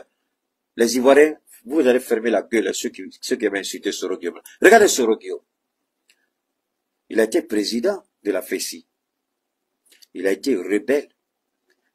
Mais ce que Choguel a fait, Soro Guillaume n'a jamais fait. Même étant exclu du jeu, même étant condamné à perpétuité, Soro Guillaume n'a jamais fait ce que Choguel a fait. Mais soyons sérieux là. On va où là? Alors, c'est quoi? On va où là? On va où? Un premier ministre qui invite des diplomates, des ambassadeurs pour aller insulter son président.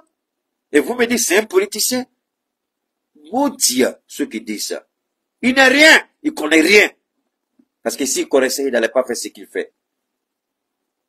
Moi, je n'ai pas occupé les fonctions qu'il a occupées, mais jusqu'à ma mort, l'éducation que j'ai reçue, le don de Dieu ne me permettra jamais de tomber aussi bas. Je ne suis pas d'accord avec vous. Avec combien de partenaires, moi, j'ai rompu?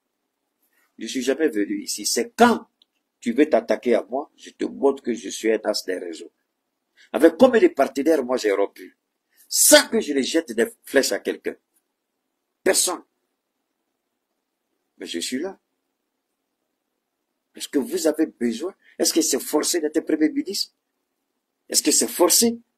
Alors, c'est ce qu'il a dit. C'est là maintenant. Pourquoi je dis que c'est pas un bon politicien? Les mots qu'il y a là, écoutez bien, je vais vous démontrer pourquoi votre Choguel là, il connaît pas. Il n'est pas à la hauteur. Je vais vous démontrer ça tout de suite. Restez en ligne. Je vais vous faire écouter les propos de Choguel lui-même. Je vais vous faire écouter les propos de Choguel. Il y a, avant ça, pourquoi je dis que c'est pas un bon politicien? Je viens ici. Voilà quelque chose que Choguel a écrit. Voilà ça. Ça, c'est ce que Choguel a écrit. Hein. Ah, je viens d'apprendre que le Premier ministre est démis de ses fonctions. Enfin, le Nil est arrivé à Caire. Nous resterons toujours au service du Mali. Vous voyez, le mot Mali revient encore. De quel Mali il parle, je ne sais pas. Alors, nous resterons toujours au service du Mali éternel. Tout le reste est passager.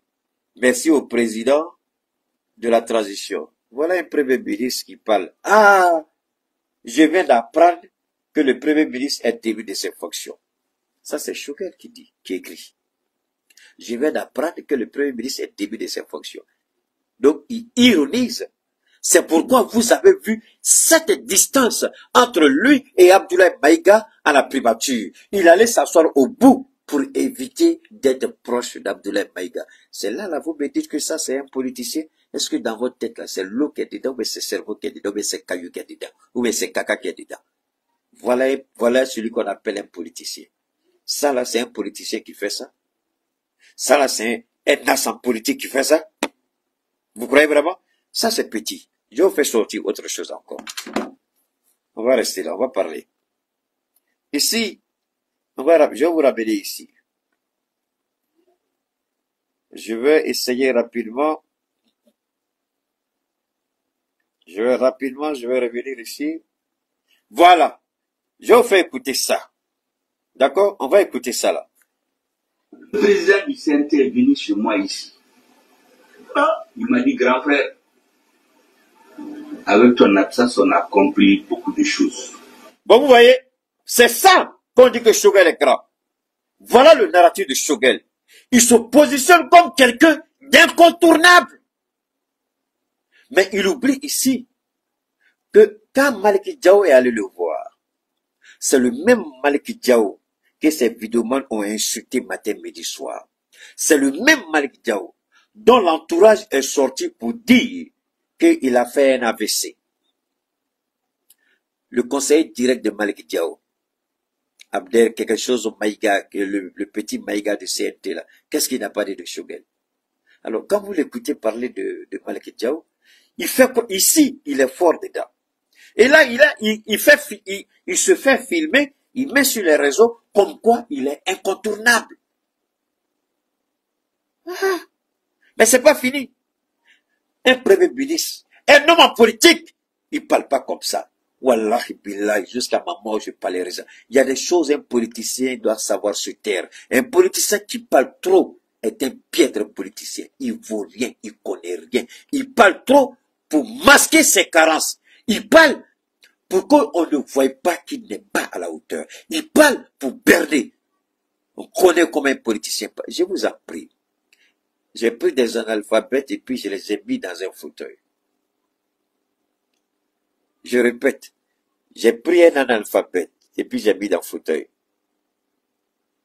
J'ai pris un alphabet, je répète une dernière fois. J'ai pris un alphabet, j'ai mis dans le fauteuil. J'ai dit, je peux faire de toi ceci. Hé, Keita, tu es su? J'ai dit, tu n'es pas su? J'ai dit, restons. Dieu au contraire, j'ai fait de toi.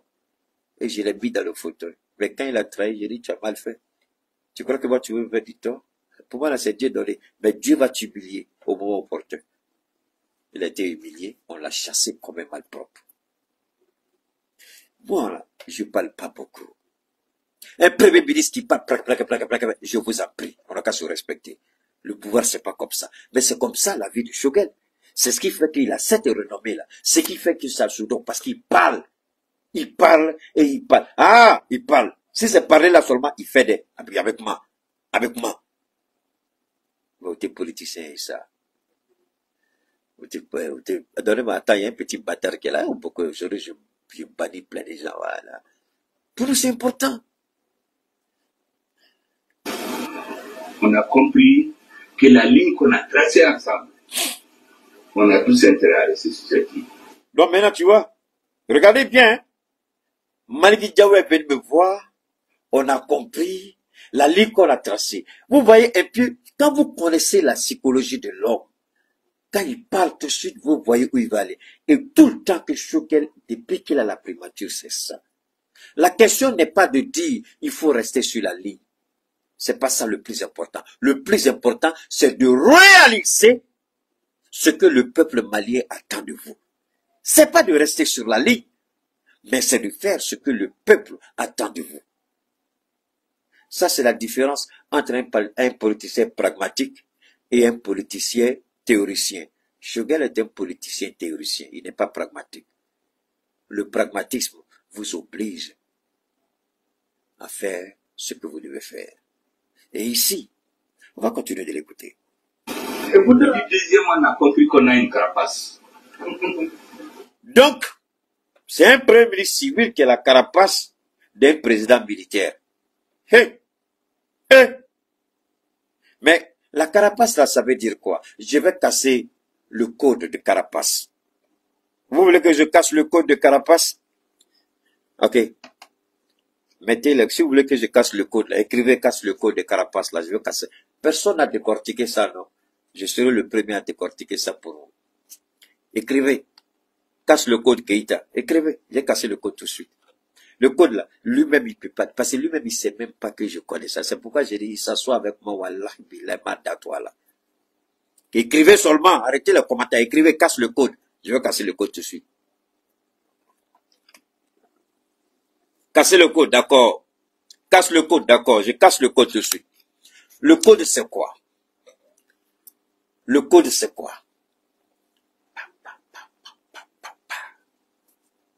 C'est parler. C'est parler. C'est parler. Vous l'avez vu à la tribune des Nations Unies, non? Il a parlé en bandant un plein vol. C'est la rhétorique. Parler. C'est ça, la carapace. Mais il n'a pas compris que Maliki Diaw a parlé. Parce qu'un militaire, il parle pas beaucoup. Donc toi, c'est toi qui réponds. Tu es la carapace. Quand on nous cogne, toi tu récupères et puis tu répliques. Nous, on est militaires, on ne parle pas beaucoup.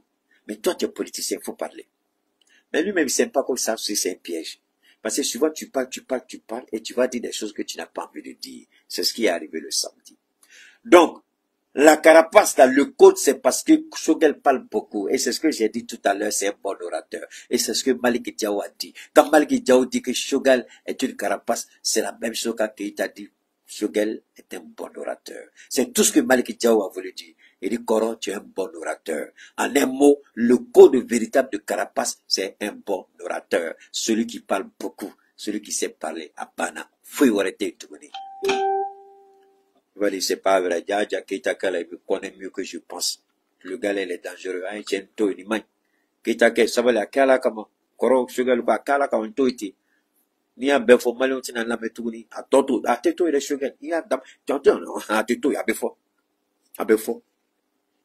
il faut qu'on dise la carapace c'est un orateur tu es l'orateur dont on a besoin nous les militaires on parle pas toi tu es politique il faut parler à notre place mais Sugar là il essaie de présenter ça autrement mais nous sommes en politique depuis quand un civil peut être carapace d'un militaire réfléchissez vous et moi. C'est le militaire qui protège le civil ou c'est le civil qui protège le militaire? Mais quand un militaire te dit tu es la carapace, ça veut dire, politiquement, ça veut dire quoi? Tu es un orateur, tu parles, continue de parler, non, on te regarde. Toi, il faut parler. C'est tout. Mais quand je suis allé le saluer, avec tous les bruits qu'il y a en ville, mais j'ai des amis, des parents qui m'ont dit il faut démissionner. Vraiment, les jeunes là, ils sont pas sérieux. Parce que quand tu as même combien de documents, moi, j'ai dit à mes amis, aux gens de mon parti, à mes parents, j'ai dit, vous savez, parce que les gens voient le pouvoir seulement en termes d'avantages. J'ai entendu des bouffons là dire, ah, Sugar, vraiment, à Cabo Premier ministre là, il a les avantages, le Premier ministre, c'est fini. Et il ne raisonne qu'un avantage. J'ai dit à mes amis, vous savez pourquoi je suis là? Moi, je crois que j'ai pris un engagement moral vis-à-vis de ces militaires-là. Et après New York, là, l'espoir suscité au Mali et en Afrique d'une façon générale. Et après les assises. Vous avez compris, après New York, vous savez, Sugar a touché quelque chose. Quand je dis je le connais, voilà, il m'a donné trop. Si je veux broton ce qu'il dit là, quand lui m'a appris Koro, oui, petit frère, comment c'est bon comme ça. Tu me connais partout, c'est bon. New York, c'est quoi? L'abandon en plein vol. Et ça fait monter la cote de popularité de Sugar et ça a braqué les projecteurs sur la transition au Mali. C'est une réalité. Il a joué ce rôle-là. Il a été bon. Le véritable problème a commencé après la maladie, pas avant. Il y avait cette collaboration, cette symbiose, cette synchronisation entre les militaires et l'homme politique qu'il était.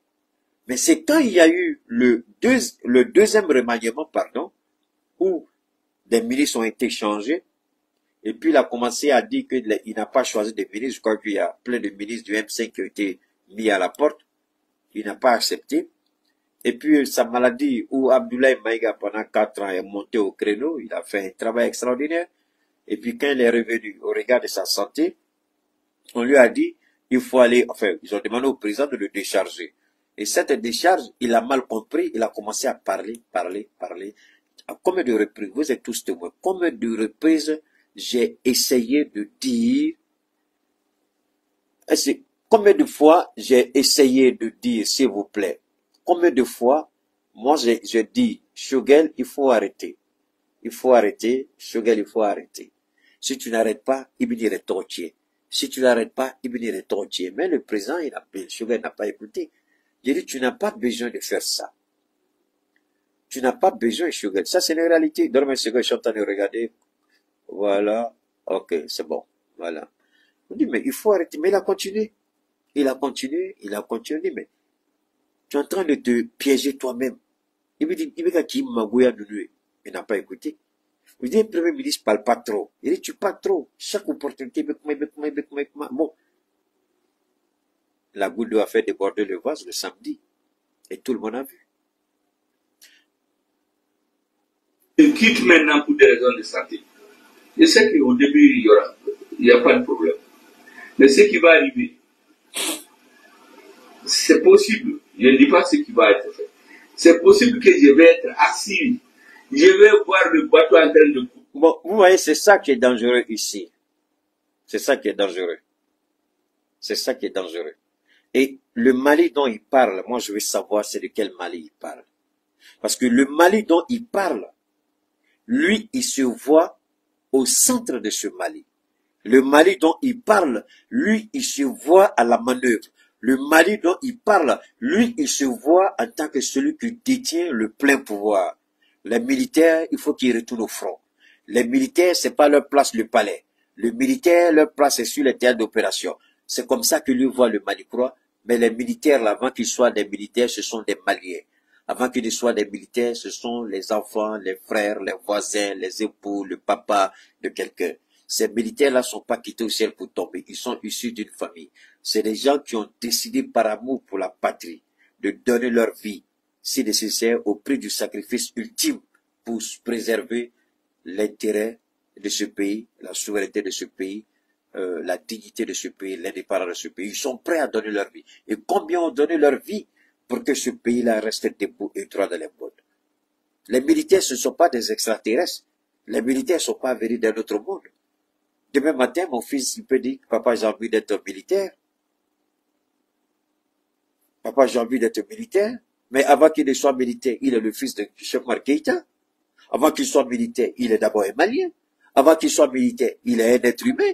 Avant qu'il ne soit militaire, il est serviteur de Dieu. Donc, le fait de porter la tenue ne lui retire en rien les qualités d'exercer l'autorité législative, si nécessaire, pourquoi pas.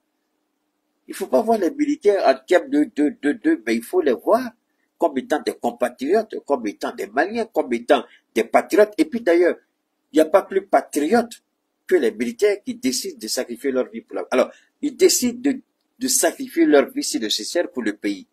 Et on dit en même temps, ils n'ont pas droit d'être président dans ce pays. Mais je ne comprends pas. On me dit non, Keïta, on n'a pas dit qu'il ne peut pas, mais ils doivent d'abord démissionner de l'armée. Pourquoi?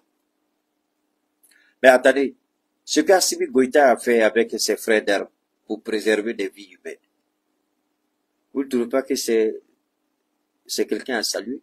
Ça répond à leurs besoins. Vous savez, j'ai lu il n'y a pas longtemps la charte de l'indépendance des États-Unis. C'est différent de la Constitution des États-Unis.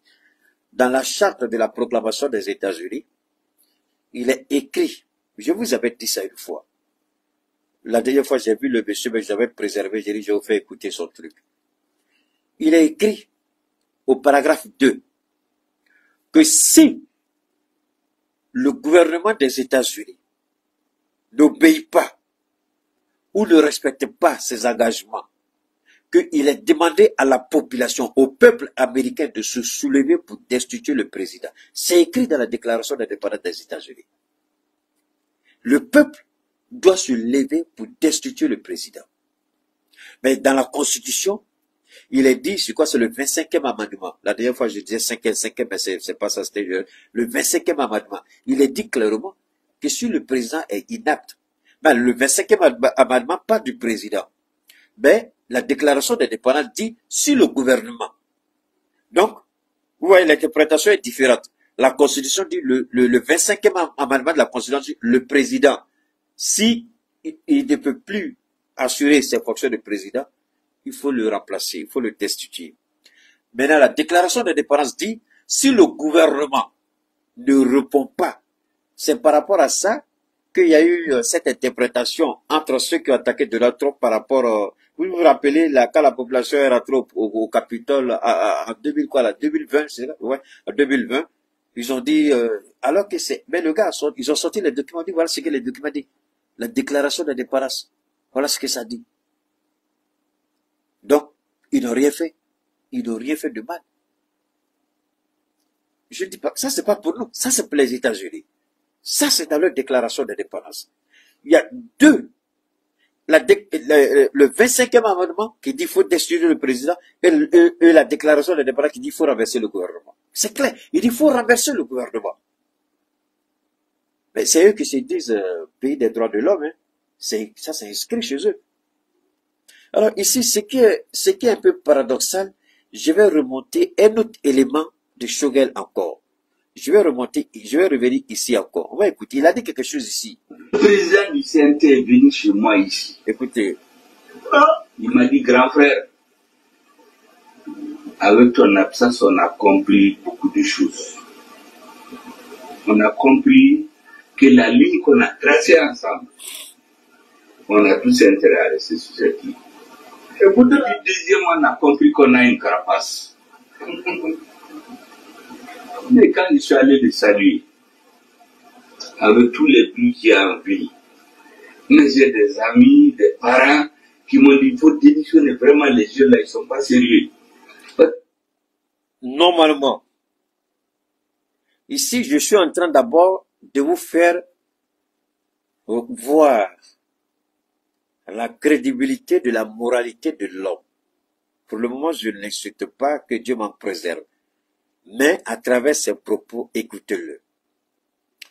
Ses amis, ses parents lui disent de démissionner. Ces jeunes-là ne sont pas sérieux. Mais vous voyez, quand je dis que Shogel, c'est un grand orateur, c'est ça. Mais pour que tes parents, tes amis te disent de démissionner, c'est que quelque chose s'est passé. Qu'est-ce que tes parents et tes amis reprochent à Assimi Goïta? Ces jeunes ne sont pas sérieux. Ils t'ont fait quoi? Et puis, écoutez les propos qu'il dit. Ces jeunes, de qui il parle?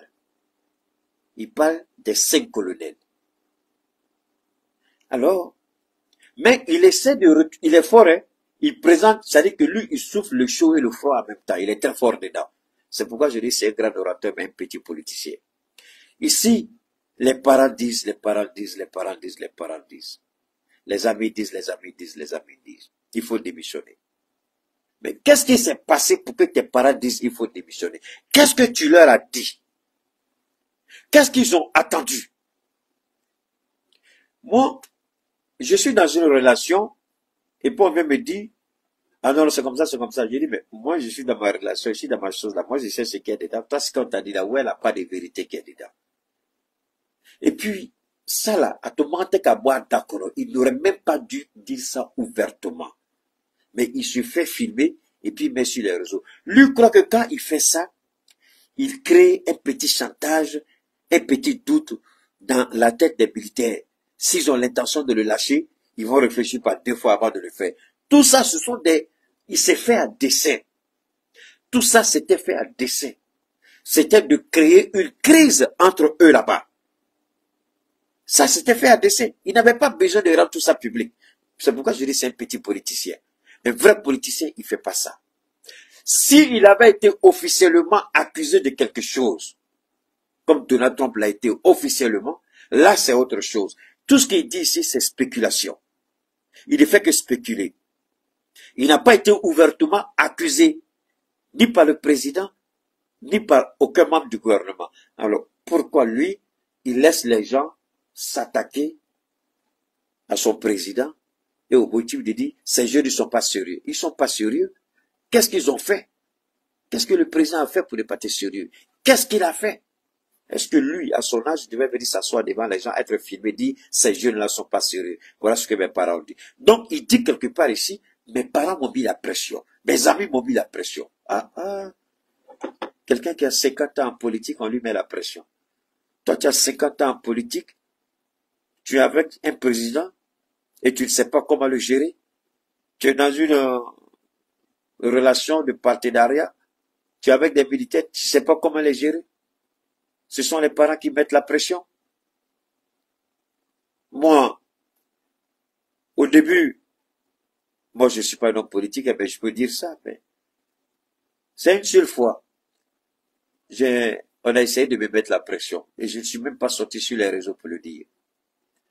Mais, celui qui était à l'origine là, je l'ai recadré de la belle manière, pour ne plus jamais que ça se répète. Mais aujourd'hui, c'est celui-là même qui m'appelle, me demander pardon parce qu'il a besoin d'argent. Je dis, mais tu as oublié hier ce que tu as dit. Si vous vous taisez et laissez Dieu faire votre palabre, ceux qui vous attaquent viendront vous supplier pour quelque chose. Mais alors, moi, quand je regarde l'âge du monsieur, et puis il tient des propos, et moi, je n'ai pas son âge, je n'ai pas eu ses responsabilités à gérer, Dieu merci, j'ai fait un peu le tour du monde. Je suis allé dans des grandes capitales, j'ai côtoyé des gens, j'avais des partenaires, j'avais des collaborateurs, j'avais des patrons. J'ai vu un peu comment ça fonctionne. Je me suis fait une idée. Mais alors, le problème que je me pose ici, comment on peut faire ça? Moi, je me rappelle, on m'a mis la pression une fois à Abidjan. La pression telle que les gens sont allés dire à mon papa, paix à son âme, qu'il y a des bandits qui ont été payés pour m'agresser. Parce que Les gens ne savent pas comment m'avoir. Je suis tellement bon dans ce que je fais. Et il faut qu'ils m'écartent d'une manière ou d'une autre pour avoir leur objectif. Parce que tant que je suis là, ils ne pourront pas l'avoir. Parce qu'ils me connaissent. Ils connaissent mon éloquence. Ils savent comment je parle. Ils savent comment je raisonne. Et ils savent que quand je rentre parmi mes célébris là, au nom de Dieu, je me rappelle, je vous raconte une petite anecdote pour dire que le Premier ministre est un piètre politicien. Je vous dis pourquoi. Il y a un quartier à Abidjan. On m'a dit ne va pas là-bas. Ce sont les ennemis. À l'époque, c'était la guerre entre le PDCI et le RDN dans la Ouattara. On dit là-bas, tu vas là-bas, tu vas pas sortir vivant. J'ai dit que ça boit. On dit oui. Bois. J'ai dit oui. J'ai dit bon, ben, c'est où? Et personne ne m'a accompagné. J'ai dit personne ne vient avec moi. Je suis parti seul. Je suis rentré. J'ai organisé une réunion. Allah est témoin. J'ai organisé une réunion. Mes détracteurs sont venus. Je les ai laissés s'exciter. Quand ils ont fini, quand j'ai pris la parole, à la fin, les gens, c'est-à-dire que eux-mêmes, ils applaudissaient, ils ne savaient pas pourquoi ils applaudissaient. Et ce quartier-là, je l'ai dompté. Et puis, je l'ai donné au monsieur. J'ai dit, voilà, j'ai dompté un quartier pour toi. Il dit, tu dis quoi? J'ai dit, ça, là, ils vont voter pour toi. Il dit, tu es sûr? J'ai dit, bon, tu peux aller tester le terrain. Et quand il est parti à tester le terrain, on l'a reçu en fanfare. Ce qu'il n'a jamais imaginé possible. C'est ça, un politicien. Mais pas ça, là. Venir s'asseoir, parler, ça, c'est pas un politicien. Ça, c'est pas un politicien. Quand c'est chaud, là, tu rentres et puis tu gères, tu sors. Tu gères, tu rentres là où il y a tes ennemis, là. Je dis, tu rentres, tu vas pas voir tout le monde, mais tu vas voir la majorité. Et il y a des endroits, je vous jure, que les gens avaient peur pour aller. Un jour, les gens m'ont dit, mais est-ce que toi, là, même, tu as gris-gris sur toi? Il dit, moi, gris-gris, pour faire quoi? On dit, mais, de toute façon, tu vas dans le coin et puis tu parles là. Est-ce qu'il n'y a pas quelque chose que toi, tu as? Il dit, je n'ai rien. Il y a des gens qui ne croyaient pas à ça. Jusqu'à ce que des jeunes gens eux-mêmes décrètent. Ils disent, Keïta, si quelqu'un doit te toucher, ils vont nous tuer d'abord. Par amour, hein? Et ils étaient devant. Ils ont mené ce combat-là. Donc, et ça, vous connaissez la politique en Côte d'Ivoire, elle est un peu violente qu'ici. Là-bas, c'est agression véritable. Ça, c'est l'Afrique. Donc, quand tu viens t'asseoir et puis tu parles comme ça, pour moi, tu n'es pas un politicien. Pour moi, tu n'es pas à la hauteur. Tu n'as pas besoin de dire ça ici. Nous tous, d'une manière ou d'une autre, on a subi des pressions. Mais moi, est-ce que j'ai besoin de venir vous dire ici que... Non. Quand tu te tais, et puis tu gères, ça, c'est important. Mais un homme qui parle là, c'est pas tes garçons. Parlez oui, ce n'est pas tes garçons, je vous en prie. C'est pas tes garçons. Ça veut rien dire. Aujourd'hui, tu as parlé, ça t'a donné quoi? Quelle leçon tu as tiré? Ta propre chute. Et aujourd'hui, les gens comprennent. Les gens se disent, ah, c'est comme ça que Assimi souffrait à son premier ministre. Mais comment Assimi Goïta a pu rester longtemps? Moi, quand les gens m'appellent, c'est ce qu'ils me disent, comment Assimi Goïta a pu rester longtemps avec ce monsieur-là? Je dis, c'est pas tout on dit, parce que nous, on n'a pas l'habitude de trop exposer. C'est moi qui parlais souvent. Mais vous n'avez jamais vu l'entourage du président, encore moins de Maïga, parler. Parce que ce n'est pas ça. Ça, c'est pas une valeur africaine. Ça, c'est pas la culture africaine. Ça, c'est pas l'honneur africain. Ça n'a rien à voir avec notre culture en tant qu'Africain. Cette culture nous enseigne quelque chose. Tu ne peux pas faire 50 ans et puis sortir par la petite porte. 50 ans de vie politique et puis tu sors par la petite porte comme ça. Alors, posez-vous la question, c'est quel genre de politicien il était pendant 50 ans? Parce que ici, lui devait sortir avec la tête haute. Parce qu'il va le dire, c'est eux qui vont me chasser, mais moi je ne partirai pas. C'est pour ça même qu'on me fait du coup. Moi, je dis à mes amis, aux gens de mon parti, à mes parents, je dis, vous savez, parce que les gens voient le pouvoir seulement en termes d'avantage. J'ai entendu des bouffons là dire, ah, Choguel, vraiment, à Cabo Premier ministre, là, il a les avantages, le Premier ministre, seulement c'est fini. C'est une raison qu'un avantage. J'ai dit à mes amis, vous savez pourquoi je suis là? Moi, je crois que j'ai pris un engagement moral vis-à-vis de ces militaires-là. Et après New York, là, l'espoir suscité au Mali et en Afrique d'une façon générale, et après les assises, si je quitte maintenant pour des raisons de santé, je sais qu'au début, il n'y a pas de problème.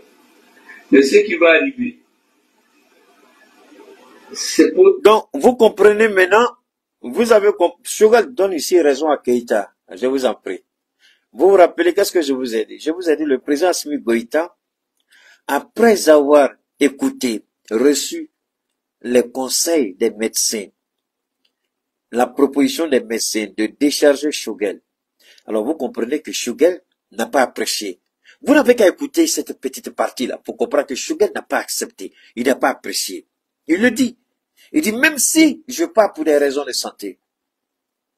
Mais il sait que sa santé ne lui permettait plus, à l'état actuel des choses, de faire la fonction de premier ministre est trop exigeant. Je vous en prie. Vous n'avez qu'à écouter tous les premiers ministres sérieux qui ont travaillé sérieusement. Et vous allez vous rendre compte que la fonction de premier ministre est une fonction très, très exigeante. Elle exige beaucoup. Mais regardez son âge. Vous avez même vu, il a forcé dès le début, quand il est venu, je suis revenu prendre ma place, mais en réalité, il n'était pas guéri. Il n'était pas guéri. Même parler sa voix, c'est maintenant qu'on entend sa voix, on ne peut même pas l'attendre. Il était encore, parce que, pourquoi il s'est précipité pour venir alors qu'il n'était même pas guéri? Pourquoi? Si c'est pas avantage. Mais pourtant, lui, il avait les avantages déjà, puisque les 4 mois, là, son salaire n'a pas été suspendu, les avantages n'ont pas été suspendus. Mais attendez, le monsieur veut dire quoi ici? Donc, si c'est pas que des avantages, là, on a qu'à se comprendre bien. Si c'est pas que des avantages, c'est à cause de quoi? Parce qu'aujourd'hui, vous voulez rester premier ministre et ne pas être capable de donner le maximum de vous-même. Mais vous voulez être quand même premier ministre. Sachant que physiquement, vous ne pouvez plus. Alors, physiquement, vous ne pouvez plus, mais vous voulez rester quand même. Rester pour quoi faire? Pourquoi ne pas laisser celui qui peut le faire et vous vous dites, vous voulez rester absolument? Vous êtes un Dieu? Non. Pourquoi vous voulez rester absolument? Pourquoi? Pourquoi vous voulez rester absolument? C'est la question qu'on devrait se poser. Pourquoi vous voulez rester absolument? Alors que physiquement, vous ne pouvez plus. Physiquement, vous êtes diminué. Mais la sagesse aurait souhaité que vous-même, de votre propre chef, vous allez voir votre président, monsieur le président, je vous remercie pour l'honneur, je remercie le peuple malien, je vous jure au nom de Dieu, si Choguel avait décidé de partir par lui-même, aujourd'hui Choguel, il avait toutes les chances de revenir avec la force dont le petit Blacro l'a parlé. Mais aujourd'hui, il est sorti par la petite porte, c'est fini. Est-ce que tu es obligé de rester? C'est pas ce qui a coûté à Joe l'Indien. C'est pas, Joe l'Indien. C'est pas ce qui a fait qu'on a envoyé Kamala la voleuse. Ah, Keïta, depuis qu'elle a volé. En 90 jours, elle a récolté 1,2 milliard de dollars. Vous avez bien compris. En 90 jours, elle a eu 1,200 millions. Ils ont tout dilapidé. Et elle a une dette de 20 millions qui n'a pas été payée. Je vous avais dit une fois là, ils ont payé des gens pour aller, Barack a été payé, Oprah a été payé, Beyoncé, je crois que Beyoncé a été payé à 10 millions. Juste pour aller dire, voter Kamala. Même pas 3 minutes, 10 millions lui a donné. Oprah, elle, c'est 2 millions lui a donné. Ils ont commencé à sortir la liste. Je vous avais dit ça ici. Ils ont payé des gens pour aller. Et la vérité commence à sortir. Donc, on va écouter une dernière fois avant de présenter le gros dossier du président. Je ne dis pas ce qui va être fait. C'est possible que je vais être assis. Je vais voir le bateau en train de couler, mais c'est qu'à faire un cas. Alors, vous voyez, c'est ça qui est dangereux, la vanité de l'homme. Je vais voir le bateau couler. Donc, sans lui, le bateau va couler. Sans lui, le bateau va couler. Bon, maintenant, quand tu as débarqué là, tu seras assis, tu vas bien regarder, non, si ça va couler ou ça va pas couler. Mais tu n'es pas Dieu. D'abord, tu es physiquement diminué. Politiquement, je ne crois même pas que tu sois capable de... Et politiquement, tu n'es pas à la hauteur. Moi, je le dis. Parce que le Mali n'est pas dirigé avec l'intelligence de Choguel. Il a été pris dans son propre pied. C'est vrai, les assises, l'idée vient de lui. Les assises, l'idée vient de lui. Pour donner la légitimité. On n'avait pas besoin de ça. Mais tout compte fait, à un moment donné, forcément, le peuple, vous allez vers le peuple, demander le soutien du peuple, demander certaines orientations. C'est ce qui a été fait. Les assises ont donné cette souveraineté. Dieu merci. Mais quand tu dis quand je vais me retirer, je vois le bateau couler. Pourquoi tu vois le bateau en terre en train de couler? Pourquoi? Pourquoi tu peux pas être assis et puis voir le bateau en train de prendre le large? Pourquoi tu ne peux pas voir la réussite? Pourquoi? Parce que tu n'es pas dedans, tu veux voir la chute. Quand tu réfléchis comme ça, tu es mauvais. Parce que toi, tu n'es pas là. C'est comme quelqu'un qui divorce avec sa femme. Il te regarde. Tu as devenu prostituée. Tu as venu bégayer ici. Tu as venu demander ici. Tu as venu ramper ici. Je t'attends. Mais c'est mauvais, c'est méchant. C'est comme les femmes qui disent, allons à la mairie. Ça c'est garanti. Garanti quoi? Si cette mairie-là, il y a garanti, au moins s'il meurt là, on va pas m'arracher les biens. Il dit, donc toi là, tu t'es assis à Dieu, pardon, tu t'es assis à Dieu, et puis ton mari va mourir à toi. Et tu vas mourir à ton mari. Il y a des femmes qui meurent avant le mari, non? Donc, c'est papier des blancs là qui est garanti. Donc, l'honneur de l'homme n'est plus garanti. Mais une fois que tu me dis ça, jusqu'à ma mort, je vais pas t'épouser, c'est fini. Parce que c'est mon honneur, c'est pas papier. Si tu n'as pas confiance en moi, c'est papier des blancs. Quand même, ça peut pas arriver, c'est pas ça. Donc, cette réalité, c'est ça. Donc, lui, en tant que doyen, en tant que sage, il s'assoit. La seule pensée qui vient dans sa tête, si je suis pas dedans, je vais voir le bateau couler. Mais pourquoi le bateau doit couler? Parce que tu n'es plus là.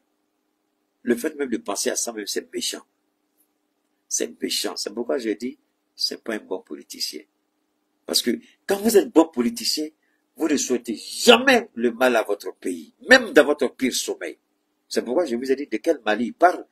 Parce que le Mali dont il parle, lui, il va être au centre. Le Mali dont il parle, il va être le gouvernail. Le Mali dont il parle, il va être le capitaine de ce navire-là.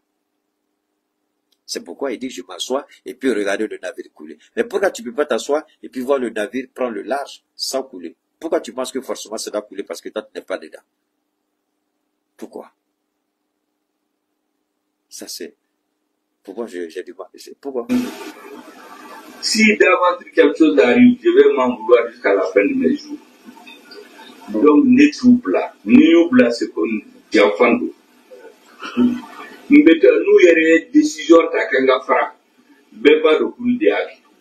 Voilà là où je voulais en venir. Voilà là où je voulais vous dire, c'est pas un bon politicien, c'est un petit politicien, c'est pas une insulte, c'est ce que je ressens, c'est ce que je vois au travers de ce qu'il dit.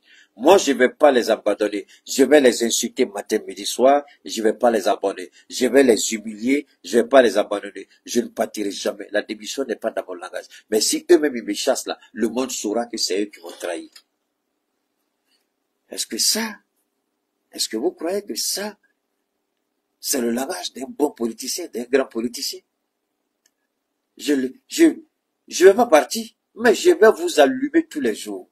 Je vais vous regarder. Je vais vous recadrer. Vous m'avez trahi. Vous avez trahi le peuple. C'est le Mali, peuple. Mais je vais pas. Je démissionne pas. Si vous me chassez, le monde saura que c'est vous qui avez trahi. Voilà notre Shogun. Le soi-disant grand politicien, qui à mon niveau ne l'est pas. Le grand politicien, c'est celui qui sait, à un moment donné, se retirer de la politique. La grandeur d'un homme, c'est de dire, je peux faire ça, mais je laisse les autres prendre la relève. C'est pourquoi tous les présidents qui se sont crus comme un petit dieu, 3e mandat, 4e mandat, ont été renversés par un coup d'État. Parce que Dieu n'aime pas ça du tout. Mais vous ne pouvez pas croire que parce que vous n'êtes pas là, donc les autres sont... Comment? Donc nous tous là, on n'est pas... Donc, parce que nous tous, on est insultés dedans. Nous tous. C'est comme si lui, il est le super Dieu de tout le monde, il est au-dessus de tout le monde, il connaît mieux que tout le monde. Si lui n'est pas dedans, c'est pas moi, avec Yarabigo.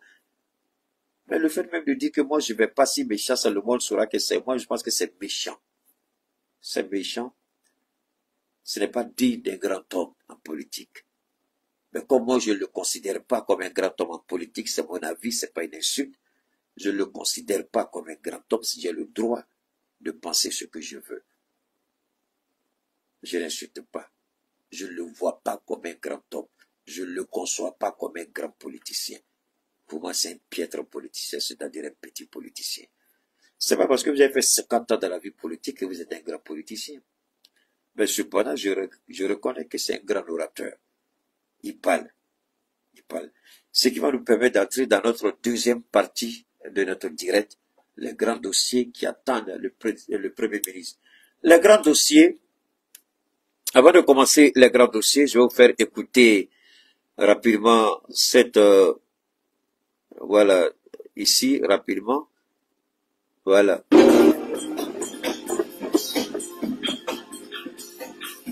On va écouter ça, juste en intro, hein, on va pas aller tout au long.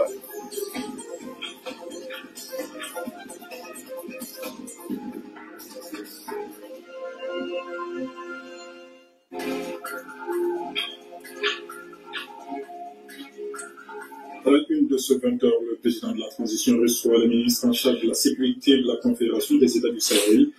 Ils sont réunis à Bamako pour valider et harmoniser les documents de voyage et d'identité. Les conclusions de la rencontre de Bamako seront soumises au chef d'État de l'AES. Le général de division, Abdoulaye Maïga, s'installe à la primature. Au lendemain de sa nomination, le nouveau Premier ministre a pris fonction ce matin, après une cérémonie de passation du service avec le sortant Shogel Kokala Maïga, un moment empreint de respect et de cordialité. Dans cette édition, nous irons à Niamey où les directeurs des autorités de régulation des pays membres de l'AES signent un mémorandum d'entente sur le free roaming. Cela va offrir aux populations l'espace des services inclusifs en matière de communication sans surtaxe. Le démarrage est prévu pour bientôt. On va écouter ce qui va être. Pour les titres, mesdames, messieurs, bonsoir. Voyons d'abord le carnet d'audience du chef de l'État, le président en exercice de la Confédération des États du Sahel a reçu ce matin les ministres en charge de la sécurité de l'AES. Le général d'armée, Assimi Goïta, s'est entretenu aussi avec le commissaire en charge du marché régional de la coopération de l'UEMOA, accompagné d'une forte délégation. Au cours de ces audiences, il a surtout été question de la libre circulation des personnes et de leurs biens dans les espaces AES et UEMOA. Tamsi Diabaté, Guélimakan Diabaté pour le reportage. Si la vision des chefs d'État de la Confédération est d'aller vite et maintenant pour faire de l'Alliance des États du Sahel un outil d'intégrateur et de développement, elle se concrétise davantage avec la validation par les ministres en charge de la sécurité de l'AES, les documents de voyage et d'identité, une validation approuvée par le président de la Confédération de l'Alliance des États du Sahel, le général d'armée Assimi Goïta. Au cours de cette audience, le président Goïta a insisté sur la libre circulation des peuples de l'AES et de leurs biens dans l'espace. Après la validation de ce document, il faut le rendre physique. Il faut que ce document puisse être à la disposition de la population. Nous avons fait le constat. C'est 3 pays qui sont ensemble. Nous sommes convenus que le passeport qui est à disposition au niveau du Burkina serait le passeport idéal. Bon, vous avez tous compris. Je vous avais dit que le passeport, moi je suis pas... Bon, les gens peuvent m'insulter, hein, mais Keïta c'est Dieu donné. Il n'a pas fait 50 ans politique, mais Keïta c'est Dieu établi. C'est le baobab du Dieu éternel, planté au milieu de l'humanité. Je vous avais dit quoi, quand le passeport biométrique du Burkina avec stockage de données puis tout ça autres. Je vous ai dit quoi? J'ai dit que le passeport du Burkina va servir et le même opérateur, le même fournisseur, la même entreprise sera recrutée au sein de l'AES puisque le Burkina a déjà fait. Il suffit juste de sortir notre logo. Donc maintenant tous nos passeports, c'est exactement, c'est ça. Alors c'est ce qu'il vient de dire ici. Donc le passeport du Burkina, ce sera le même passeport au sein de l'AES. Avec bien entendu le drapeau des 3 pays, avec notre logo là-dessus. Ce sera la même chose avec les pièces d'identité. Alors, quand je dis qu'il y a un dossier important qui attend le Premier ministre Abdoulaye Maïga, général, comme on appelle, de division, Abdoulaye Maïga, c'est très simple. Il appartient au Premier ministre actuel d'informer la population. C'est vrai, les militaires ne parlent pas beaucoup, mais désormais, nous avons un opposant qui parle beaucoup, qui s'appelle Shogel Kokala Maïga, qui ne va pas rater une occasion pour tirer à boulet rouge. Pour lui, c'est le Mali, c'est dit que c'est une bombe. En prenant le Mali comme focus, en prenant le Mali comme repère, toutes les sorties de Choguel sera considérées comme la défense pour les terrains du Mali. C'est là que je voudrais qu'il faut faire beaucoup attention. C'est une bombe à retardement parce que c'est au nom de ce Mali-là qu'il va sortir pour lancer ses pics. Et il va le faire. Il va le faire, soyez certains. Quand ça va arriver, ne disons pas qu'on ne savait pas. Alors c'est pourquoi je demande à nos militaires qu'ils sortent. Ibrahim était militaire, mais pourtant il communique beaucoup avec le peuple. Il parle beaucoup avec le peuple. Donc il faut que au Mali, on commence à développer cette stratégie de la communication pour communiquer avec le peuple, pour que le peuple ait des informations. C'est vrai, nous avons entendu, le peuple attend toujours. Aujourd'hui au Mali, par exemple, quand vous allez dans le commissariat ou dans les Mali, ou dans les mairies, autant pour moi, c'est un peu difficile d'obtenir les documents administratifs. Moi, je pense que c'est fait à dessein, parce que il y a le passeport, le nouveau passeport qui arrive, donc nous espérons que d'ici la fin de l'année, c'est ce que moi-même j'attends, j'ai toujours dit ça, j'attends rapidement qu'on nous dise que le passeport de l'AES est, parce que mon passeport actuel est périmé, j'ai pas envie de prendre un nouveau passeport, parce que je veux le passeport de l'AES, et ma carte d'identité aussi, je crois aussi est périmée, donc j'attends la carte nationale de l'AES. Alors ce qu'il faut savoir, frères et sœurs, très bientôt ces documents-là seront disponibles, c'est vrai, nos autorités doivent parler, nos autorités doivent informer, ce n'est pas le cas. Bon, normalement, le ministre de la Sécurité, il devait quand même organiser une conférence de presse pour en parler, il ne l'a pas fait. Le ministre de l'administration territoriale devait organiser une conférence de presse pour en parler, il ne l'a pas fait. J'espère que avec sa révélation à la primature, il va prendre les choses au sérieux, c'est-à-dire que il faut beaucoup axer nos forces sur l'information. Il faut que le peuple soit informé. Combien de personnes ont cette information-là, ce que je vais de partager avec vous tout à l'heure? Combien de personnes? Très peu.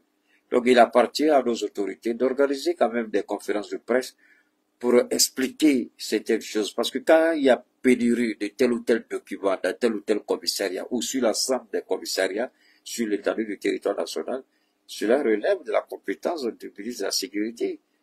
Il ne s'agit pas de dire les militaires ne parlent pas. Je suis désolé, c'est pas dans une caserne. Vous avez accepté de servir un poste officiel. Et ce poste officiel-là, ce sont des humains que vous gérez. C'est la population que vous gérez. Donc, vous avez le droit d'informer cette population. Parce que j'ai toujours dit, la nature a horreur du vide. Si vous ne les informez pas, ils vont s'informer ailleurs. D'accord? Si la montagne ne vient pas à Mahomet, Mahomet va à la montagne. Si vous n'intervenez pas, les gens vont aller s'informer ailleurs. Et c'est pas toujours évident qu'en allant ailleurs, qu'ils aient la bonne information. C'est pourquoi j'insiste sur le caractère de la communication. C'est important. Si on doit attendre le nouveau passeport, il faut en parler. Et c'est là aussi, je montre que c'est pas vrai. Leur thème aussi, c'est une piètre maison de communication. Leur thème est pitoyable et pathétique. Alors, ça, c'est un élément de leur thème. C'est pas ça? Mais leur thème n'a même pas organisé un débat sur cette question de passeport de l'AES, pièce d'identité de l'AES. Aucun débat. Monsieur le Président, à la Cameroun, le ministre, vous l'avez reconduit. Moi, franchement, je ne sais pas trop pourquoi. Hein. Parce que le ministre, là, moi, je ne vois pas sa place. Je ne vois pas son utilité, quoi. Ici, là où vous devez informer, il n'informe pas. Monsieur le Président, nous, on parle. Bon, j'espère seulement que j'ai tort. Parce que si j'ai pas tort, il y a un adage qui dit, en termes de marketing et de communication, si vous dépensez 1000 francs pour avoir un client, si vous perdez ce client-là, vous allez dépenser 10 000 et même pas avoir la certitude de pouvoir récupérer le client. En politique, c'est la même chose. Si vous laissez les trous, vous laissez les espaces vides, et puis les gens vont à la recherche d'informations, et au lieu d'avoir les bonnes informations, ils sont intoxiqués de mauvaises informations, de désinformation, d'intoxication et de manipulation. Ce sont ces gens-là qui vont entraîner les remous, les fronts sociaux, bon, je sais pas trop, mais vraiment, faisons beaucoup attention. Faisons beaucoup attention. il faut parler, il faut communiquer, il faut informer. Il faut dire au peuple, pourquoi il y a rupture, c'est parce que nous devons très bientôt implémenter les nouvelles pièces d'identité de l'AES, les nouveaux passeports de l'AES. C'est fini, le peuple est là, il attend. Quand c'est fait, quand le feu vert est donné, on s'en va. Où est-ce qui est compliqué ici qu'un ministre ne peut pas dire à la population? Un ministre qui est en charge de ce dossier-là. Voilà pourquoi je parle de dossiers brûlants. Il faut que le Premier ministre fasse très attention. Il y a des dossiers que Choguel n'a pas gérés. Je ne sais pas trop pourquoi. Peut-être que ce n'était pas de son ressort. Peut-être qu'il n'avait pas les attributs pour le faire. Je ne sais pas. Monsieur le nouveau Premier ministre, j'espère que vous allez prendre bonne note et mettre vraiment les ministres au travail. Il faut que les ministres commencent à communiquer avec le peuple. C'est fondamental. Et c'est important. Ça permet d'éviter l'intoxication, la manipulation et la désinformation. Il faut dire aux gens, pourquoi aujourd'hui il n'y a pas de pièce d'identité? Mais ok, c'est par rapport aux pièces d'identité de l'AES. Tout le monde comprend et tout le monde attend. Mais vous ne dites rien. Les gens vont, ils sont frustrés. Et pire encore, le ministre de la Communication, voilà pourquoi je suis un peu déçu du fait qu'il soit reconduit. Pire encore, ils ont le courage et Orange, cette stupide, j'ai envie d'insulter Orange, c'est pas vrai. Et il nous envoie des messages, dernière chance, allez, comment il dit ça même? Allez identifier vos puces. Mais le gars n'a pas qu'à dater. Il va aller identifier la puce, c'est quoi? Monsieur le ministre. Ah, vraiment, pourquoi vous ne pouvez pas travailler à une structure, là? Vraiment, moi, vraiment, c'est compliqué. On dit aller identifier dernière chance. Quelqu'un qui n'a pas papier va l'identifier à quoi? Il n'a pas qu'à dater. Moi, j'ai deux puces, j'ai fait identifier les documents de mon neveu. Mais vous n'êtes, il y a pas, identification, il doit l'identifier à quoi? Mais c'est pas vrai. Monsieur le Président, on a de sérieux problèmes. Vraiment, tes ministres, là, ils communiquent pas. Il faut qu'ils apprennent à communiquer. S'ils veulent pas passer à la télé, c'est pas compliqué. Ils ont des directeurs techniques là-bas. Que les directeurs techniques sortent et parlent au nom du ministère. Ou donner des instructions au niveau, on parle. Bon. Dans le Kobelade, parce qu'ils vont faire le tour là, ils vont commencer à grogner, ils vont commencer à parler, Monsieur le Président. Il faut que les gens arrêtent ça. Il faut qu'ils arrêtent ça. Vous dites d'aller identifier, dernière chance. Quelqu'un qui n'a pas carte d'identité va l'identifier à quoi? À un caillou. Ou bien à un feu d'attiqué. Il va l'identifier à quoi? On va l'identifier quoi? Avec ton visage. Oh putain, ça c'est le rôle du ministre de la Communication. C'est de lui le travail, le ministre de la Sécurité. Et dire on va permettre à ceux qui ont les cartes d'identité qui sont périmées, on leur donne un délai de peut-être 1 an, le temps que les pièces d'identité de l'AIS soient disponibles. Donc, ces pièces-là seront valides. Peut-être que c'est le voyage à l'extérieur qui va poser un problème. Mais à l'intérieur du Mali, on peut prendre, c'est tout. Prenez ce décret-là et puis les gens sont à l'aise. Mais vous refusez de faire ça, les gens vont faire, on dit, on peut pas faire parce que ta pièce est périmée. Alors qu'il n'y a pas de document pour faire papier, des pièces d'identité. Ah, si quand on vous dit, ils sont en train de saboter votre pouvoir. Là, quand Choguel est parti, à Betsega, Choguel est parti. Les ministres que vous avez gardés là, c'est les mêmes ministres là qui sont. Sécurité là, c'est lui qui fait carte d'identité. Il n'y a pas qu'à dater, c'est pas son problème. Ah, pardon, monsieur le ministre, vous êtes devenu général, mais là, ah, monsieur le général, je n'ai pas de problème avec vous. D'accord? Mais maintenant, ministre de la Communication, où est ton problème? J'ai pas de problème avec toi aussi. Mais, d'accord? Nous, on parlait. Mais bon. Ah, ils vont parler, vous allez entendre. Moi, je parle à bavois, c'est pas ça. Mais nous, et on ne souhaite pas ça. Monsieur le Président, dit à vous, il faut dire à des ministres là, ils n'ont qu'à communiquer avec le peuple. On ne peut pas identifier, on ne peut pas faire des concours, on peut faire des examens, parce qu'on n'a pas de documents. Si on n'a pas de documents, quelles sont les dispositions qui ont été prises par rapport à ça? C'est les hommes qu'on gère, c'est pas des animaux qu'on gère. Et quand on gère les hommes, il faut parler avec les hommes, il faut communiquer avec les hommes, il faut échanger avec les hommes. Mais tes ministres, ils ne font pas ça, Monsieur le Président. On espère qu'avec Abdoulaye Maïga, les choses vont changer. On l'espère. Alors donc, c'est pas tout. La question de l'UMOA, l'espace UMOA et puis espace AES. Vous commencez à comprendre que la France a plus besoin de nous que nous de la France. Ils veulent pas que les pays de l'AES, je vous ai dit, le jour qu'on va sortir du franc CFA, le franc CFA sera dévalué. Le jour qu'on va sortir du franc CFA, c'est fini pour le franc CFA. Je vous l'avais dit, ça c'est pour un autre jour. Infiniment merci à Fatoumata Batuli, merci à vous, aux uns et aux autres, on garde le contact. À très bientôt, Inch'Allah, pour la grâce de Dieu. Merci.